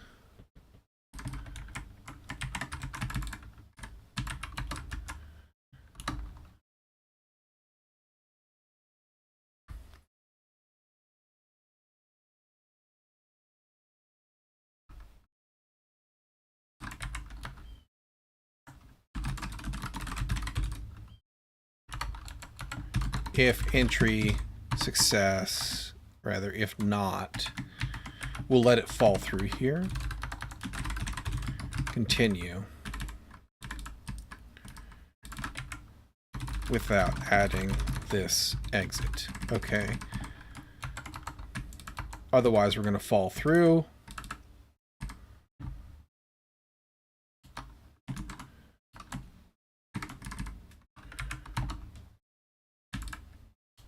We did not, and the look event is a search type, so again, still within here, that's fine. If look event type is game events search event,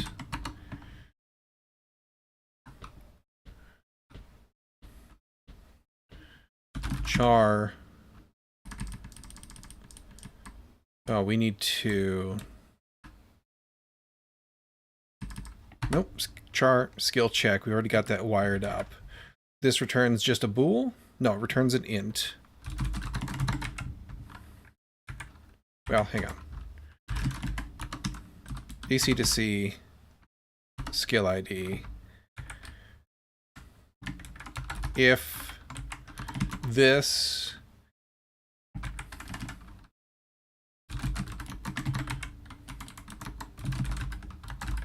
is greater than or equal to DC to C, DC.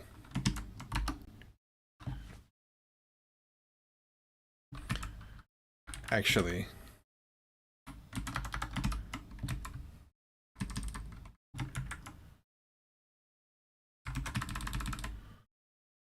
do not look event as a search type. Do skill check. Add the results to the event tracker. We do need to do that.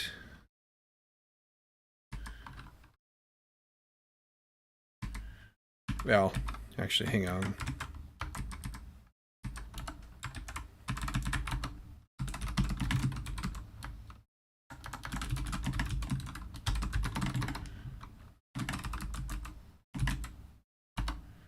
We make a cooldown entry. this transit ID, character ID,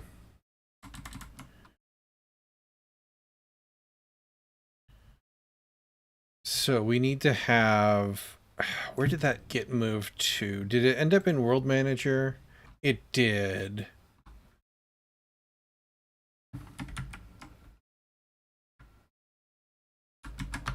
Let's move you over to cooldowns and make you exported.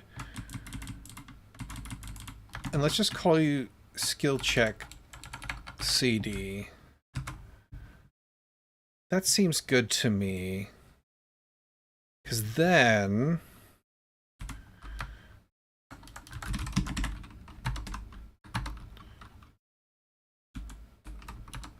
not coordinates, cooldowns.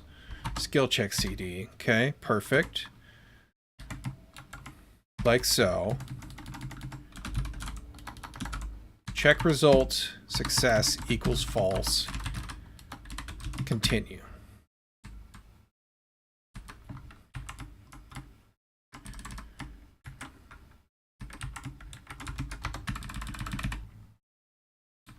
Okay. Do the skill check.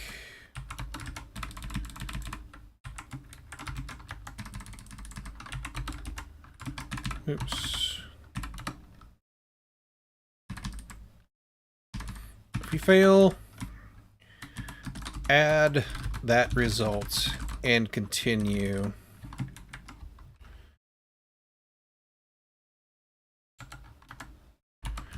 We succeed, add that result. Got little slashies. And let the exit be added.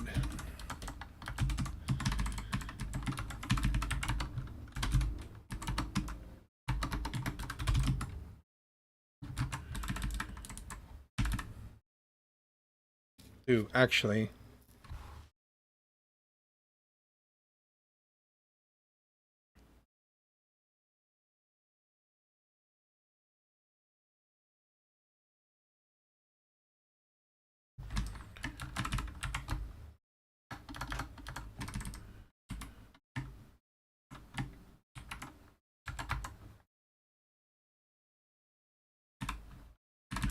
Let's do this way. If it's greater than or equal to the DC, we set it to true. Otherwise, we set it to false.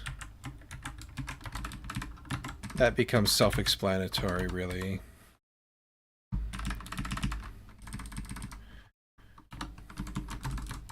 Add the result either way. So we do our spotted exits, add entry. This takes the transit ID first. Whoop. That's not true anymore. We need to fix that. Oh wait, no. We add these as argument. Okay, perfect. We actually don't need to do some of this. We can do it nicer. Add entry. This transit. ID. Character ID. Expiration time. Let's time that now. We didn't set up, that's fine. Add skill check CD. And actually, if we're going to do this way,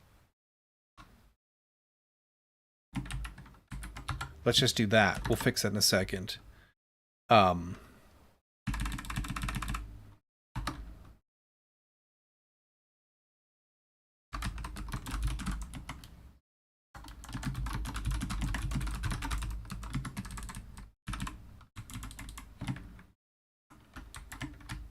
Do this,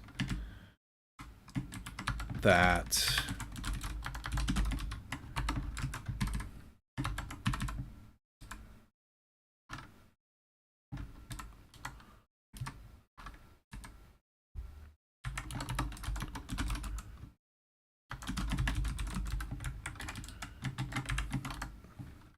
if this was false.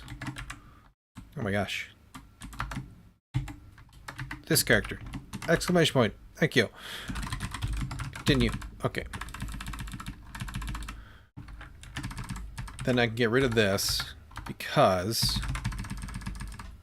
we're using the helper that just takes the parameters. We're changing this to... Ooh, actually no. Hang on. I lied.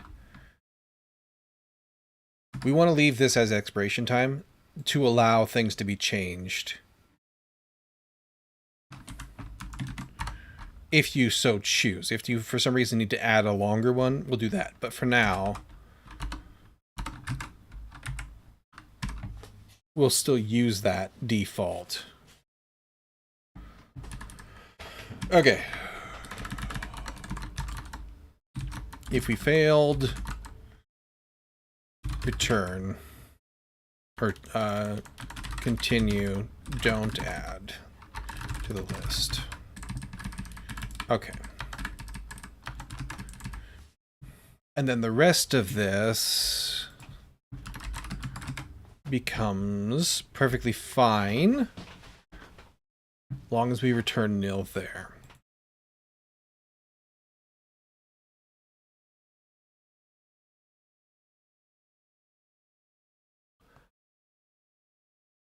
Because we don't want to penalize you here.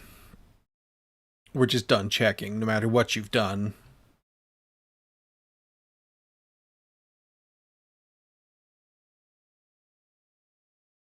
Okay. Yeah.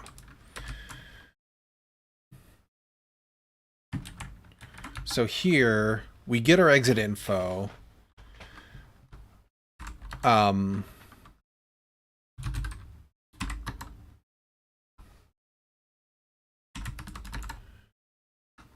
Can't do that.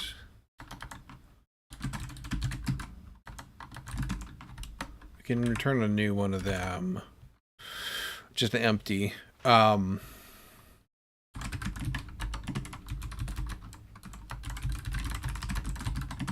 getting room data.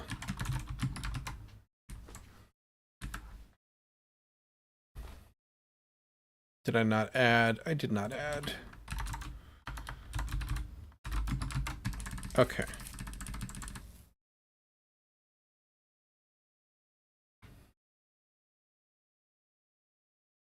Well, actually, if we're just going to return an error,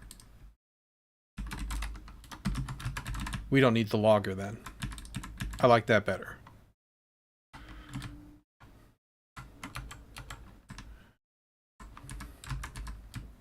And then I don't have to worry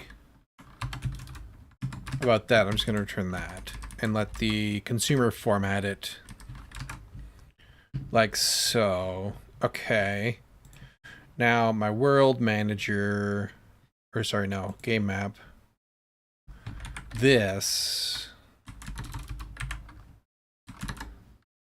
I need to give it visible connection CDs. If error is not equal to nil, then mlog warning error getting room data like so, return nil. Well, this is probably not even a warning, but an error here at this point. Yeah. Okay. So that takes care of that.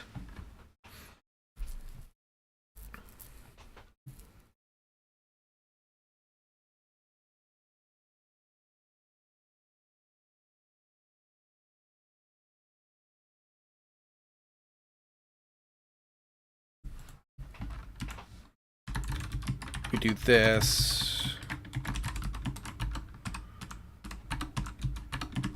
Error getting quick look data.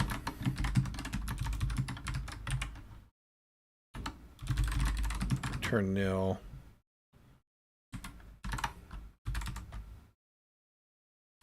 Ooh, that does bring up that interesting point. No, that's true though. Either way, we're going to return those if they spotted them. So, connection CDs.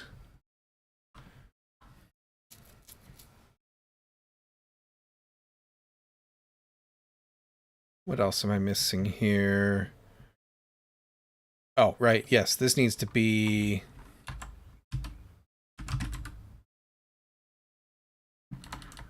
Did I call you quick?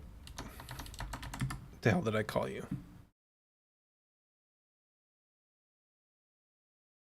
Oh, we don't... Shit.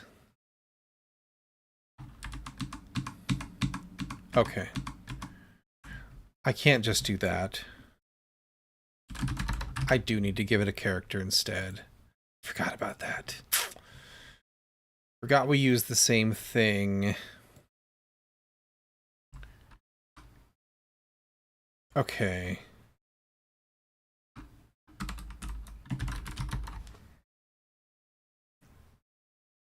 Just use be event type, event type. Event type.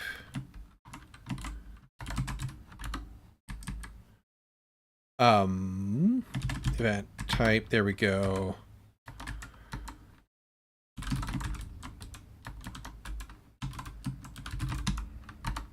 Like so, okay.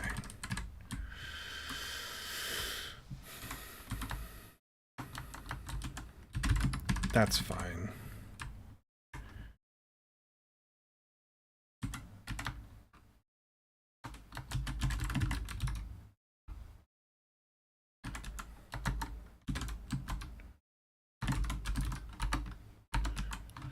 That. Oops, I need to...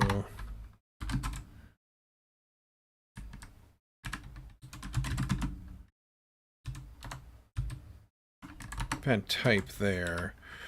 I could actually do this at a higher level now. Oh, this only takes a character though. That makes it kind of pointless to return an error, doesn't it? That's fine. I wish I would have stopped and looked at that first. Wish we would have spotted it. That's fine. Get look info. We still need that. We need now event type to go in there. No more error. Just exits. This is event type. We need to provide char though. And this is just data. Okay, that's fine.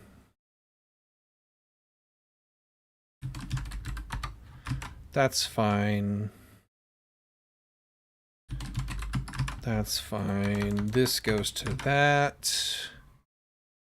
Okay. What else am I missing here? One too many parens. That's what I'm missing there. Okay. Then let's go back and fix this.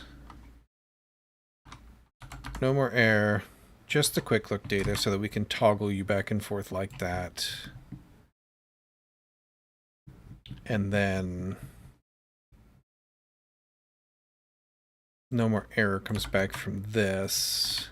But char, which we already type asserted and took care of there. Look event type.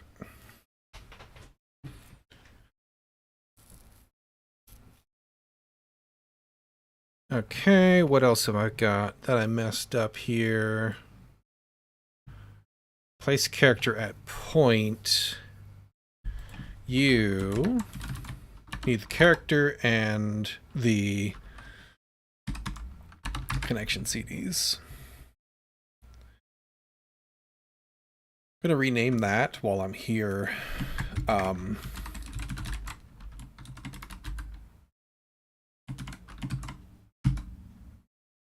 Connection spot CDs. Okay.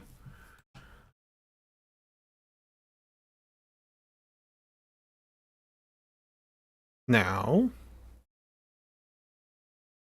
let's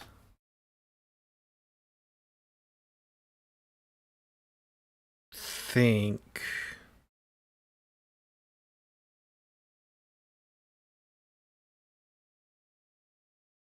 So we will have broken tests. That's fine.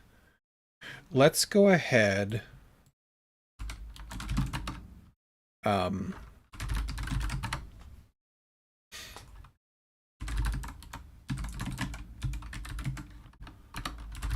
We'll commit the notes separate here. What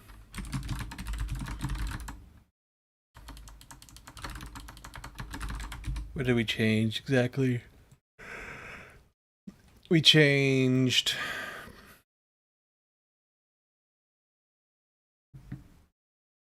not attack.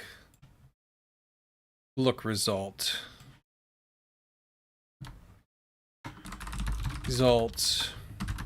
Notes docs to be accurate.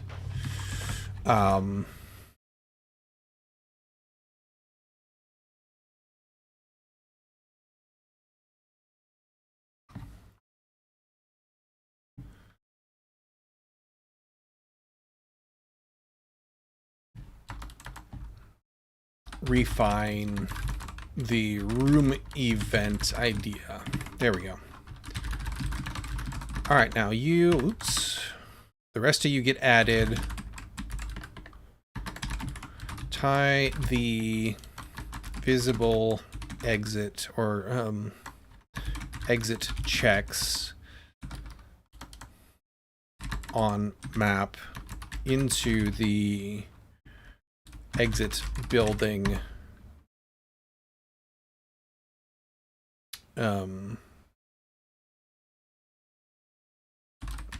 process.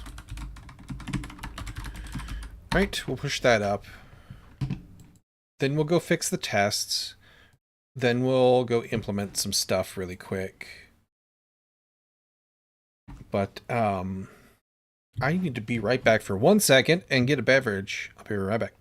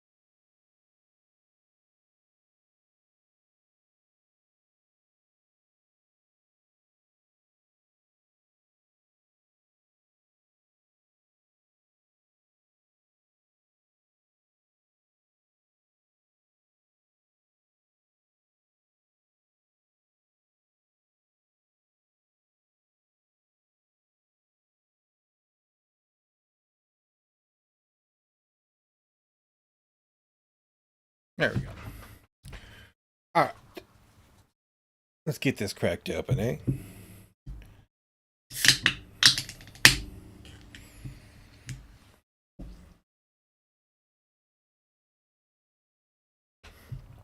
Delicious. Okay.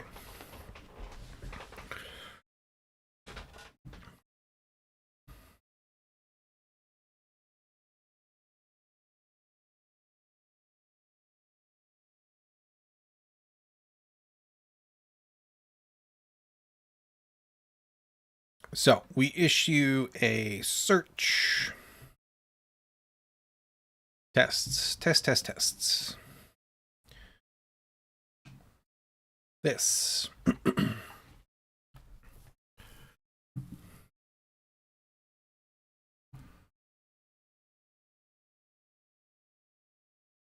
That's fine. You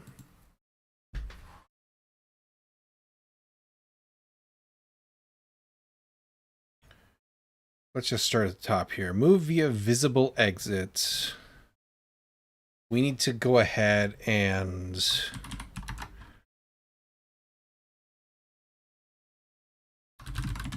this is the test character.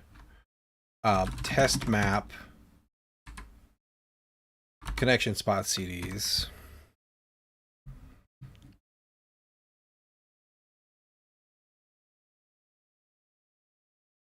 Same deal here.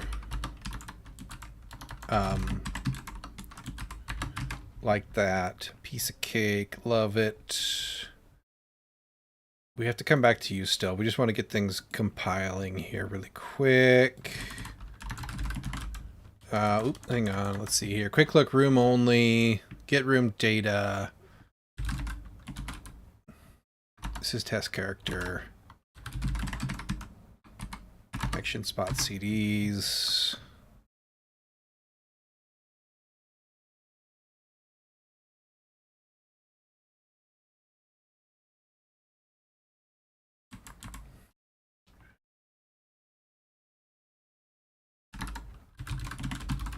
Test char. Test map. Connection spot CDs.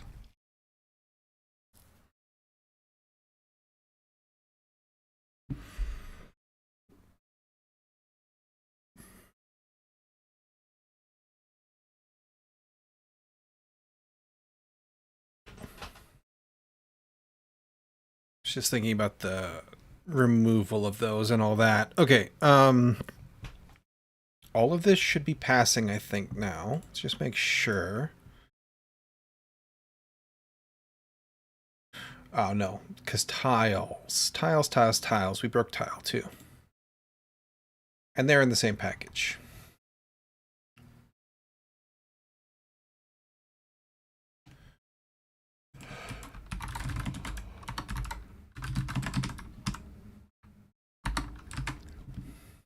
Here we go.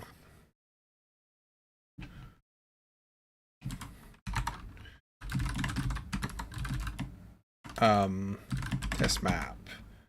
Connection spot CDs. There we go. Let's try that again. Show me. Perfect. Love that. And then let's go make sure. Invisible exit known. So this spot CDs, add an entry. Yeah, okay. That's actually fine now. Because we kept most of that stuff the same. If we didn't have invisible exit unseen here,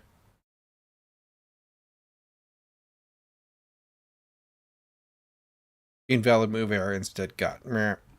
So I think we're good, actually. I forgot that I did the legwork already on that. Cooldowns test, though. We did modify you a little bit. This, I need to be...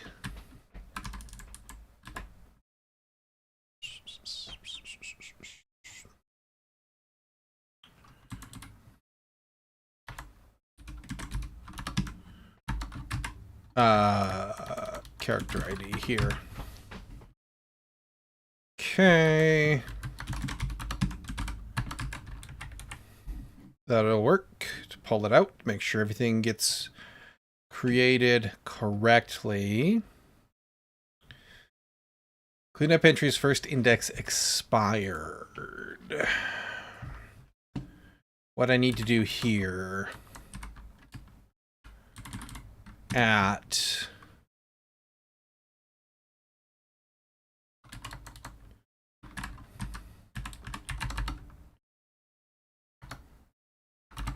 for entry range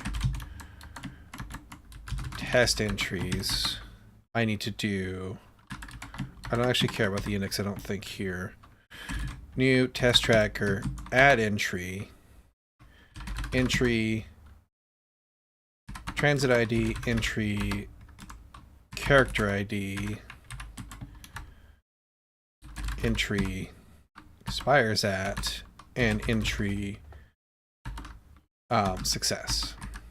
Okay, that'll handle our locking and unlocking for us. Put them all in there. Should be 3. Cleanup entries.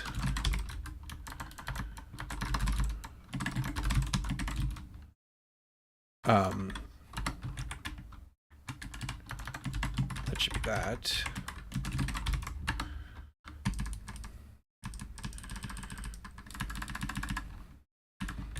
This is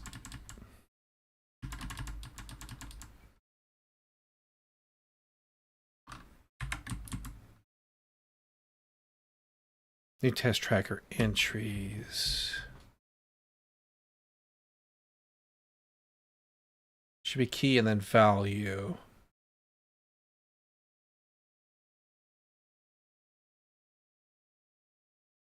This is for 3 different characters.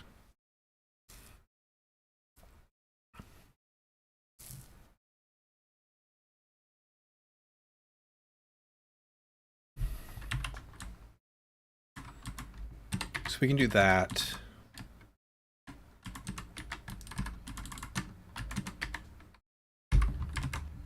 Let's go with that.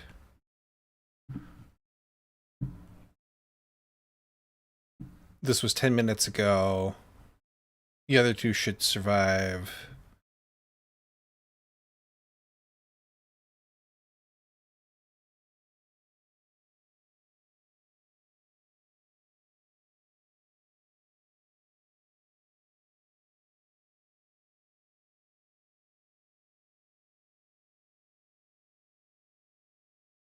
Let's do this in a different way. So we're going through our list. Well, no, we can't.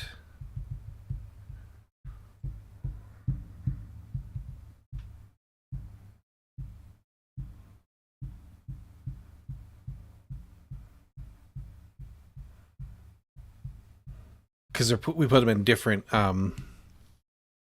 they're keyed under different keys.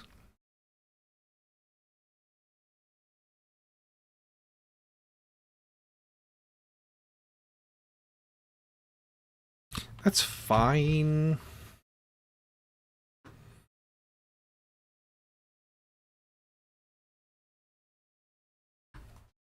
Let's just go with that.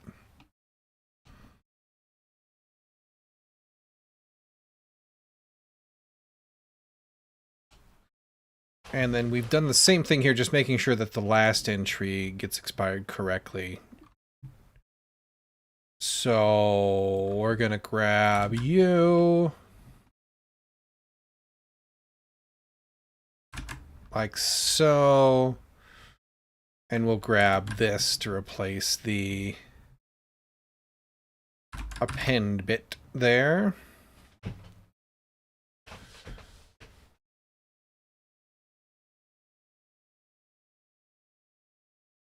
And then we'll do the same index checking here.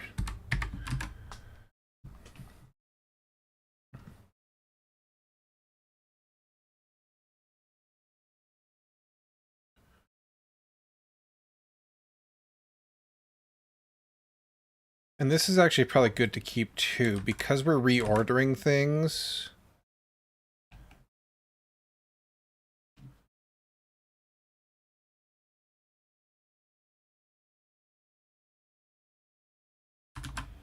So I'm going to keep it.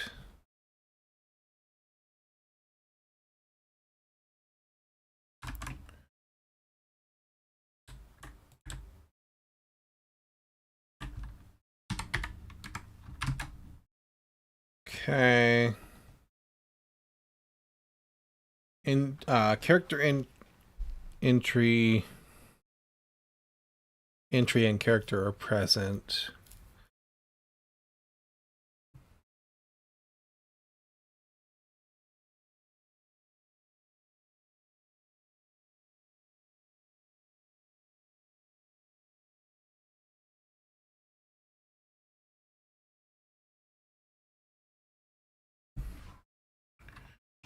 We're going to do the same thing for the start of this. In this case, we just used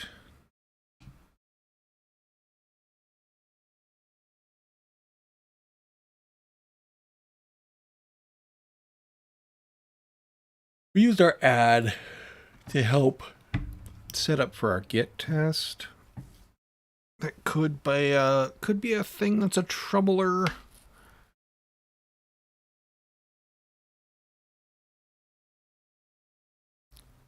It's probably okay though.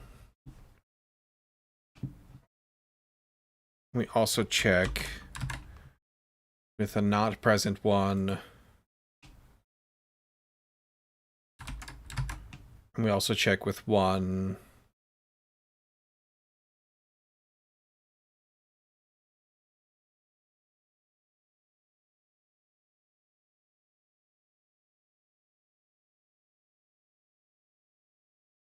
And because we do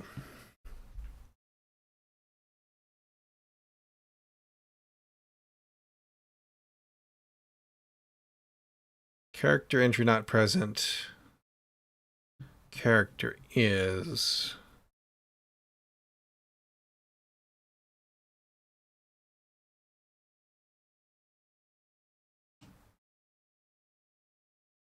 This should be. Yeah, okay, so a new transit, but the character ID should exist. So it'll pull that. It won't find the thing, though, so we should be good there.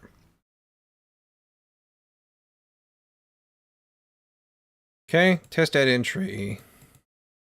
We had a trubs.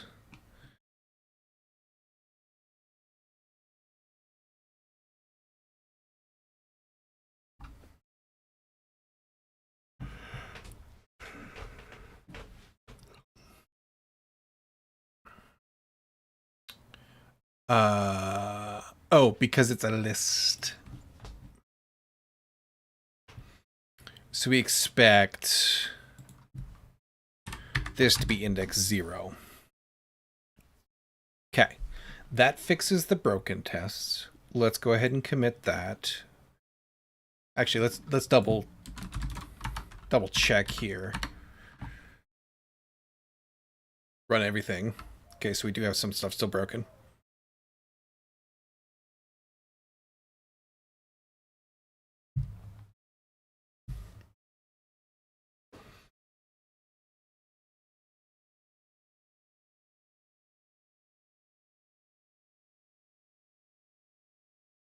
Game manager, world manager, game map. So in my test here, I may not have created a valid object.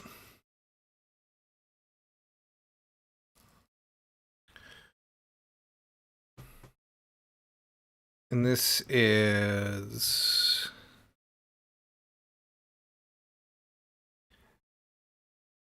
character internal, character database. That one's okay.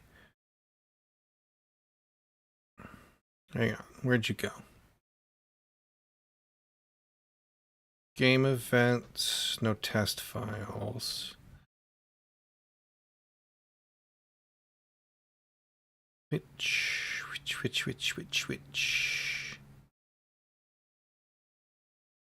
Internal game manager, okay.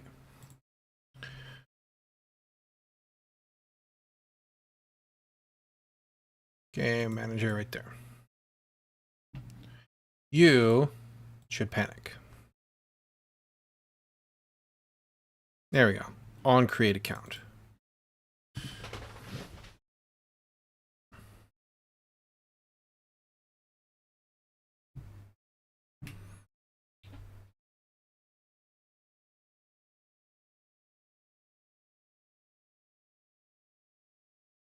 World manager, character manager. Okay, so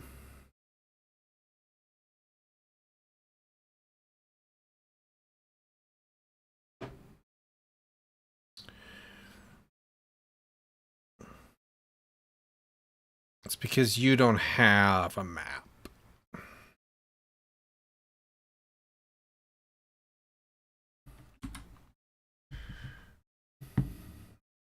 we can get around that.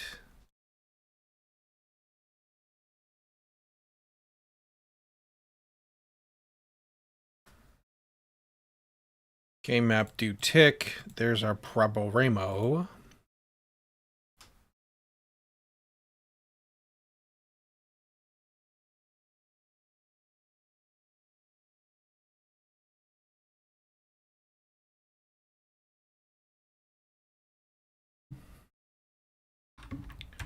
If we go ahead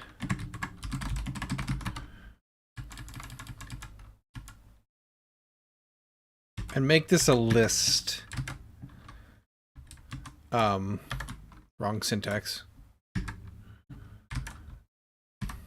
right? Then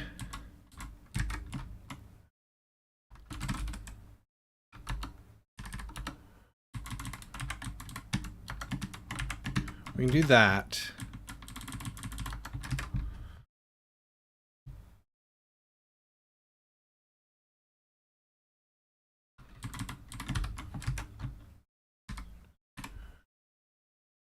What's going on here? That should already be...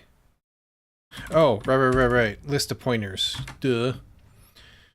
Then here we can say for, I don't care about the index, map, GM, gmap, there we go. Range m dot game maps. Gmap do tick time. That'll, like, we probably want this to be a map.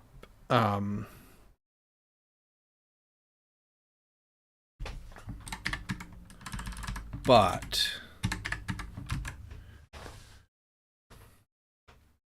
we can make it a list just for now until we really implement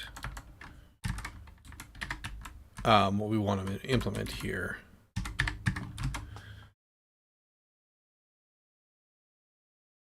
Okay, this should clean up the first time, and then everything passes because there's nothing in there, so it doesn't try to call things on a nil pointer. And when we turn it into a map of maps with IDs and things later, when we do multi-map support, it should be easy enough to convert over. All right. This, there we go, should now pass again.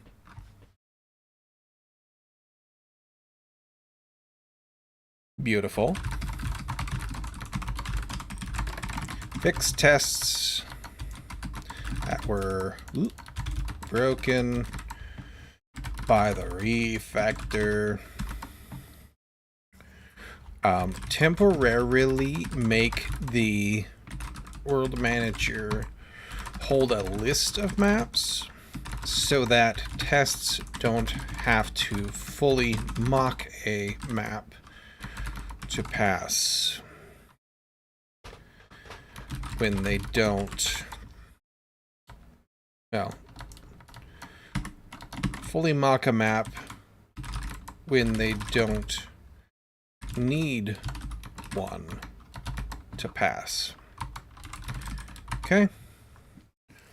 Let's also go ahead and run this with the race flag really quick to make sure we haven't introduced any new races that it can pick up for us. I think we're good, but yeah, we're good. Love it. Perfect. All right. Now, before we can test this for realsies, our gym does contain a room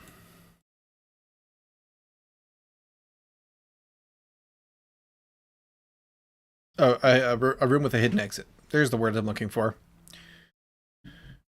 But we won't be able to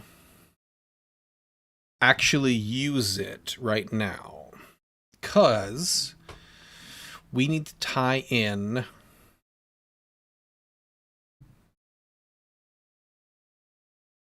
the search action we just set up. We need to wire it up to everything to actually get used.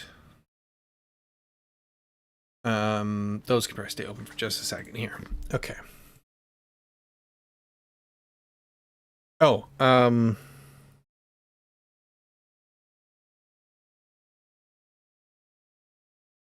before I forget,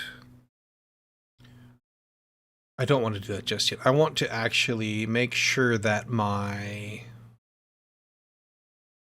cooldowns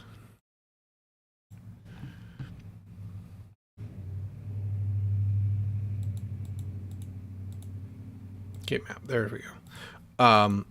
These tests cover different indexes, different key values, right? Different IDs for everybody. I wanted to expand this.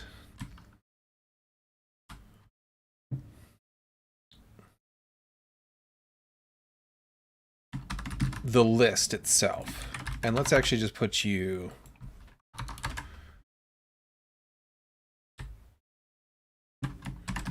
This is the map.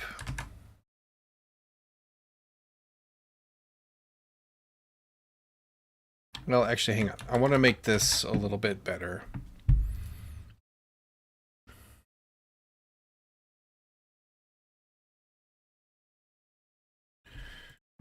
I want to do this.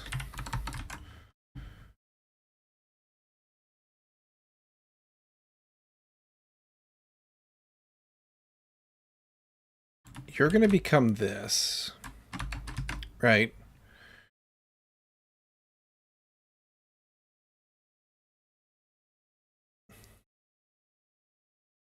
Because this is going to test cleaning up the whole key value pair.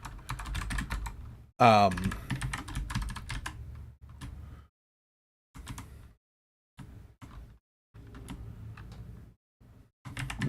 This...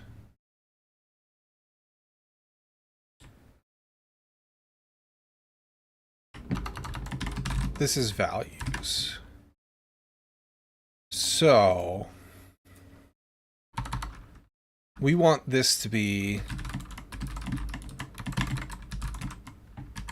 this because we're keyed on the character ID, and all of these character IDs go into the same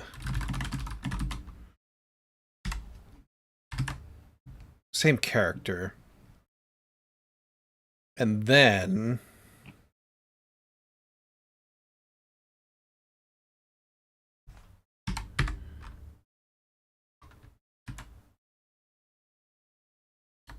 I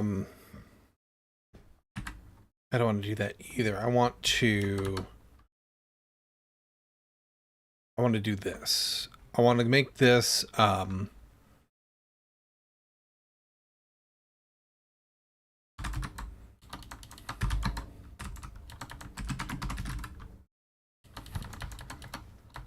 call you entry list. Okay. New test tracker entries at test char ID. If this is okay, then we're gonna go through. Hey Crescio, how you doing? I'm doing all right. Just noodling my way through, getting the skill checks and stuff back in to spot hidden exits.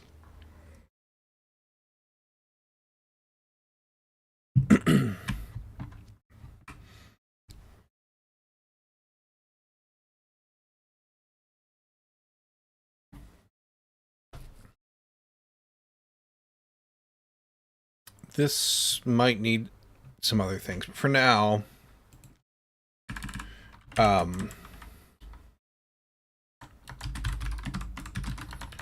this is the entry list. Then I don't need to do this. Okay.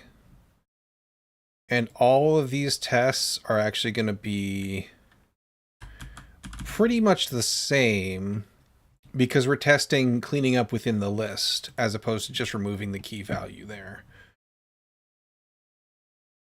I also need to, though, not forget right here, if we don't get an okay, oops, we got a problem, right? So we need to say there's an error here. entries, and it's not even going to be an F.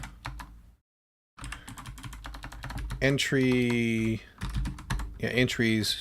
no longer contain a list for the test character ID. Cleanup was done incorrectly. Still busy with work, no time to play with my toys? Well, that's unfortunate. I hope that you get more time to play with your toys soon. And that it's not just an endless death march of crunch. Okay, let me just double check. Yes. Yes. Okay. So we can replace this with that. And we just then need to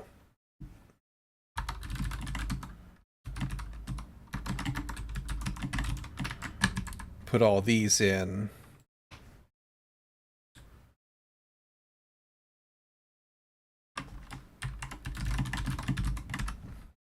Get everybody running on the same ID here.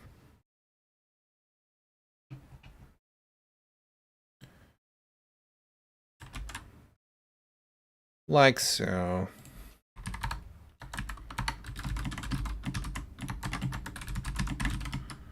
UID new.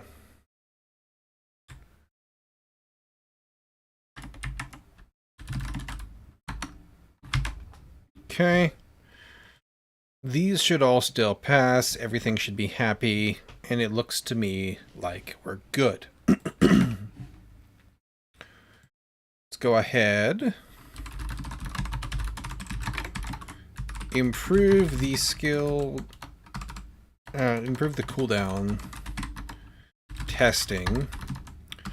Also test. Cleaning up the lists that are stored. Instead of repeatedly testing the keys.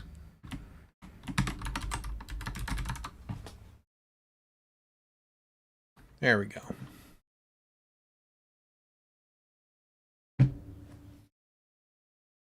Now, that I have not forgotten to do that, let's go wire these things in. So we're going to need to, in our command parser, account for the search command as a thing that exists. We'll put you over to, we'll put you with the looks over here too. Search,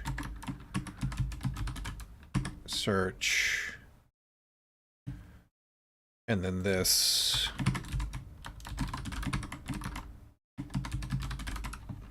Get that set up.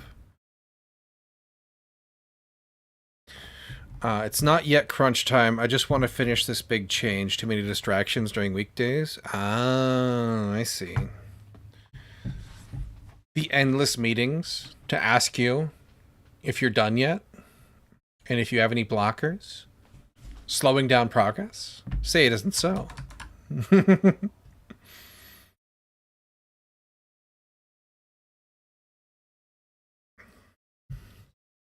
And then this is going to default to room searching for now.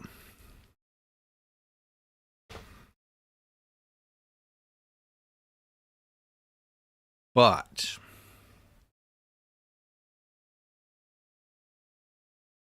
that's a problem for future me to get it to, like, we want to be able to search an item too, right?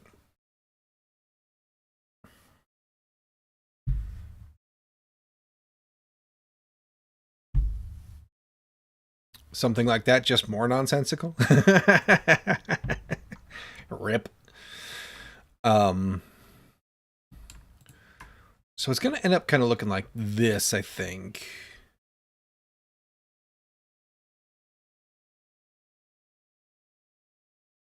But for now, we can keep it simple.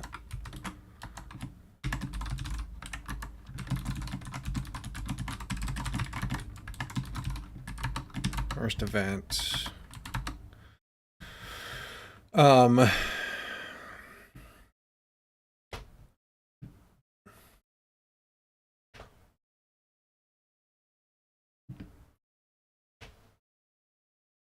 Let's see.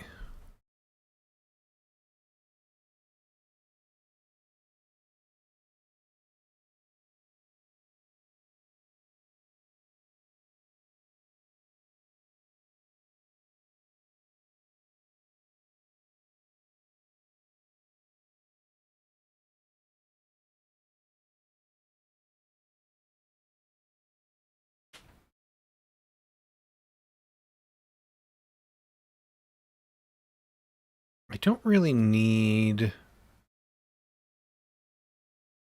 Ah, right. That's why we were doing this.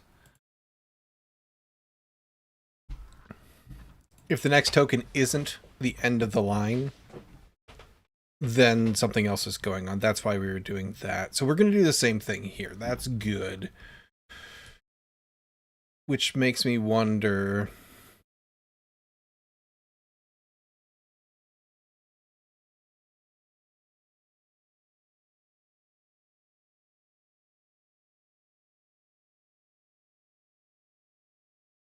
Yeah, this is fine. Okay.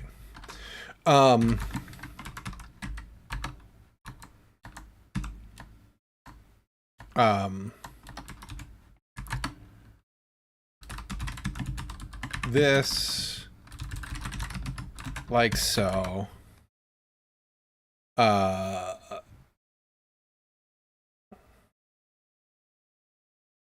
In this case, we're just building game events directly in here. Inside of a parsed event. We're going to do the same thing here.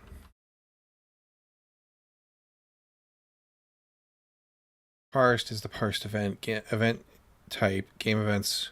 This will be search event. And then the data is going to be more like look.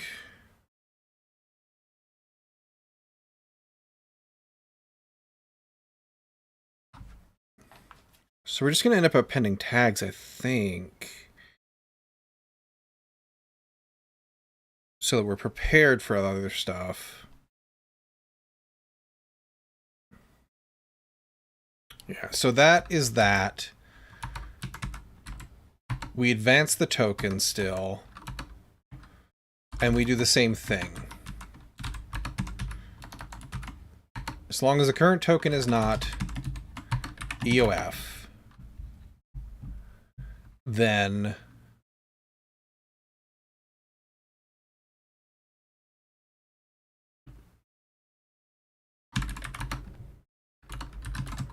we're going to have our tags to list the strings.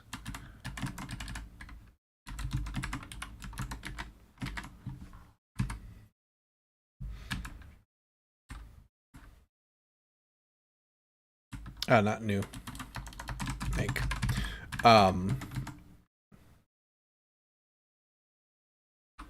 We just append them, right?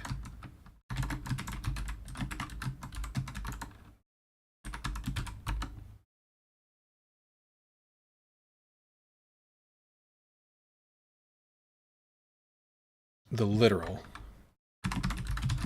That's right. Okay. And at the end of all of this, we'll do that. Parsed event. Event type is game events, search event. And then we just put tags in the data field, right? Data tags, yeah.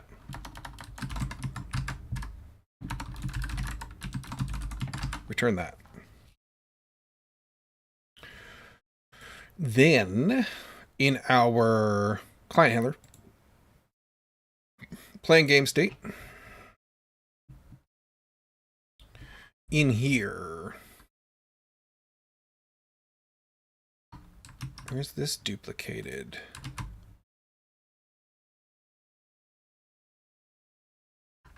Shift enter.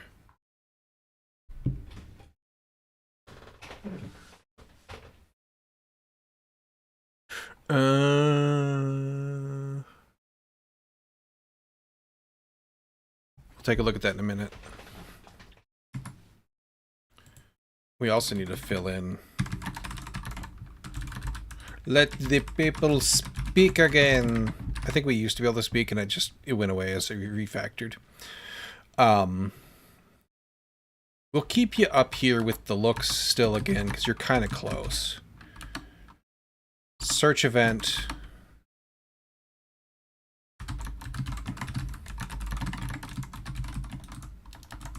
Oop. Parse data. If we get a list of strings, client character search return. Okay. You are in character because we need to have the ability to trigger a search from other things.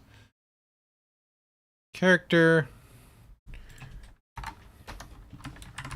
We're just going to copy look because it's going to be really similar. Search.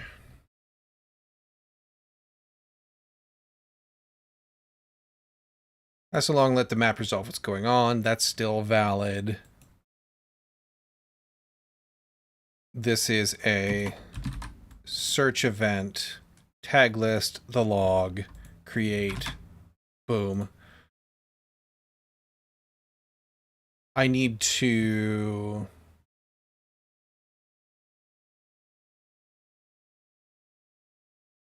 in my world manager here, make sure that I handle search events, and in handle event,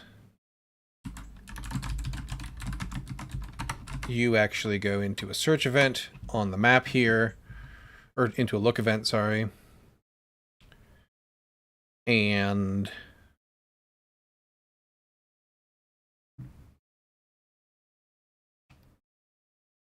target tags is 0.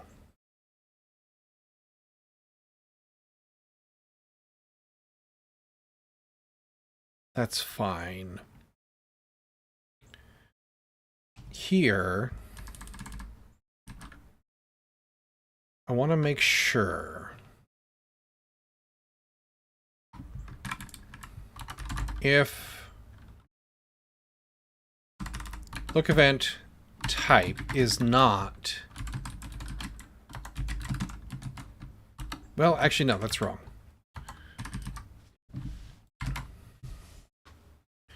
I do want to be able to search them eventually.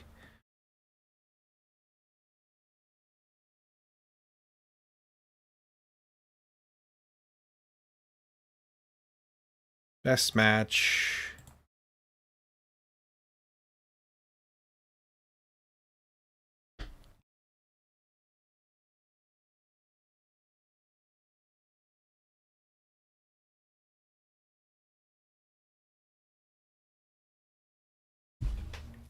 So we return a look result there.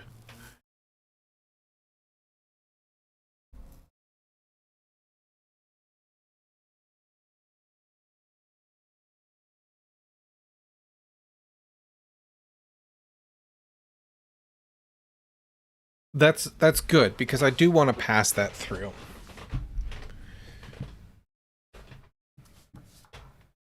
We resolve the tag. You're going to get that information back, whatever match is. So in here,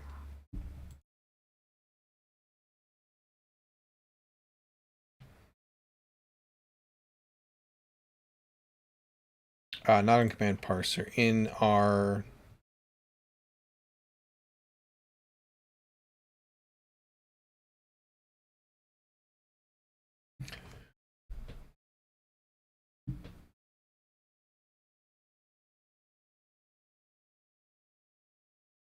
Yeah, I think I'm okay. Might condense this a little bit further in the future.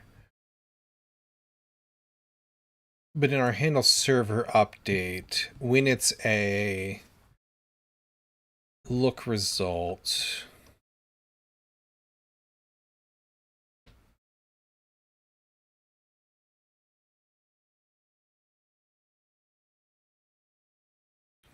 we have our source, target character.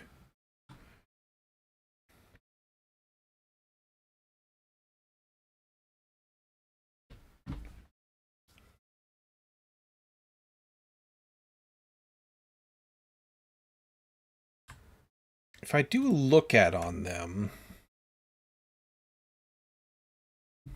I could pass. Because this gets into like the difference between a quick look and um a look and a search, right? Get look data.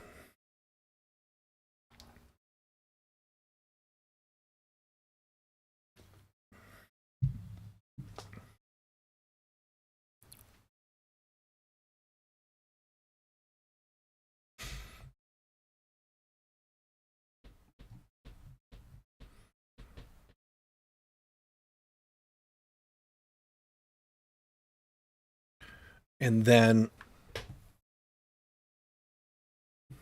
of that,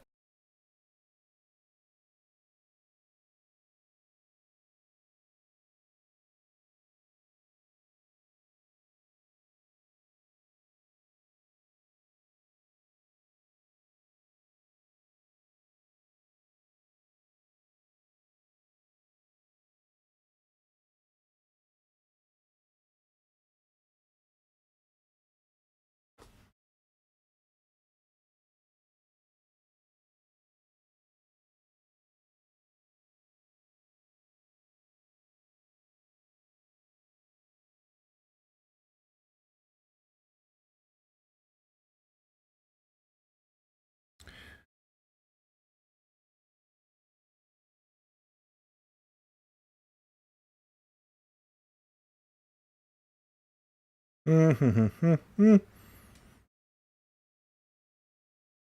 right, everything's broken. That's cool. Love that.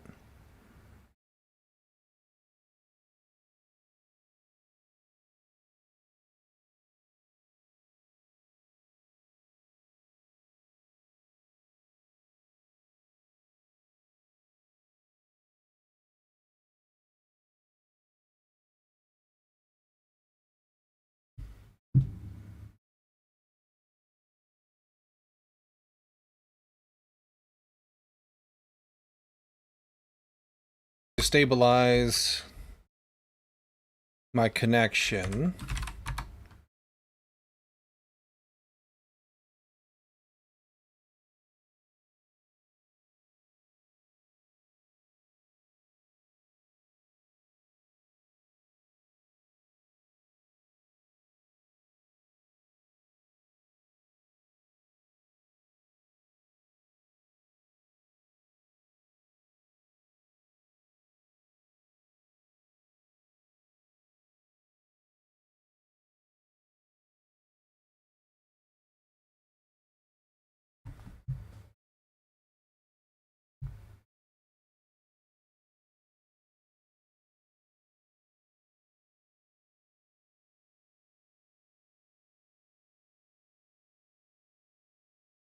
Hmm.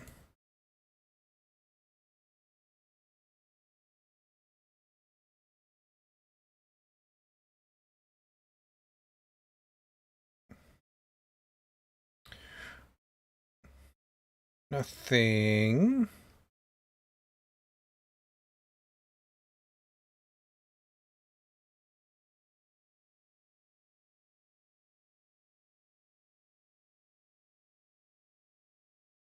Nothing in there indicating problems.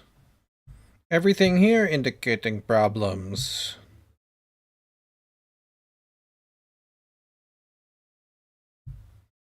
Cool, cool, cool, cool.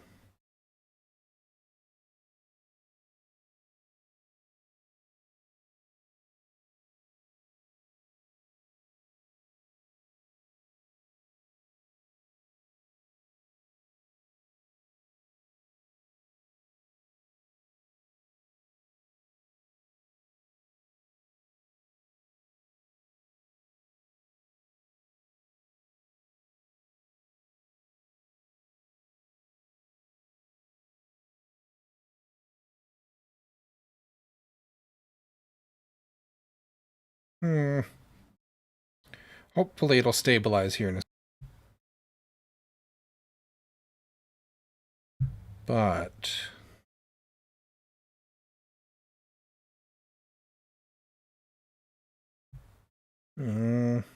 it's trying.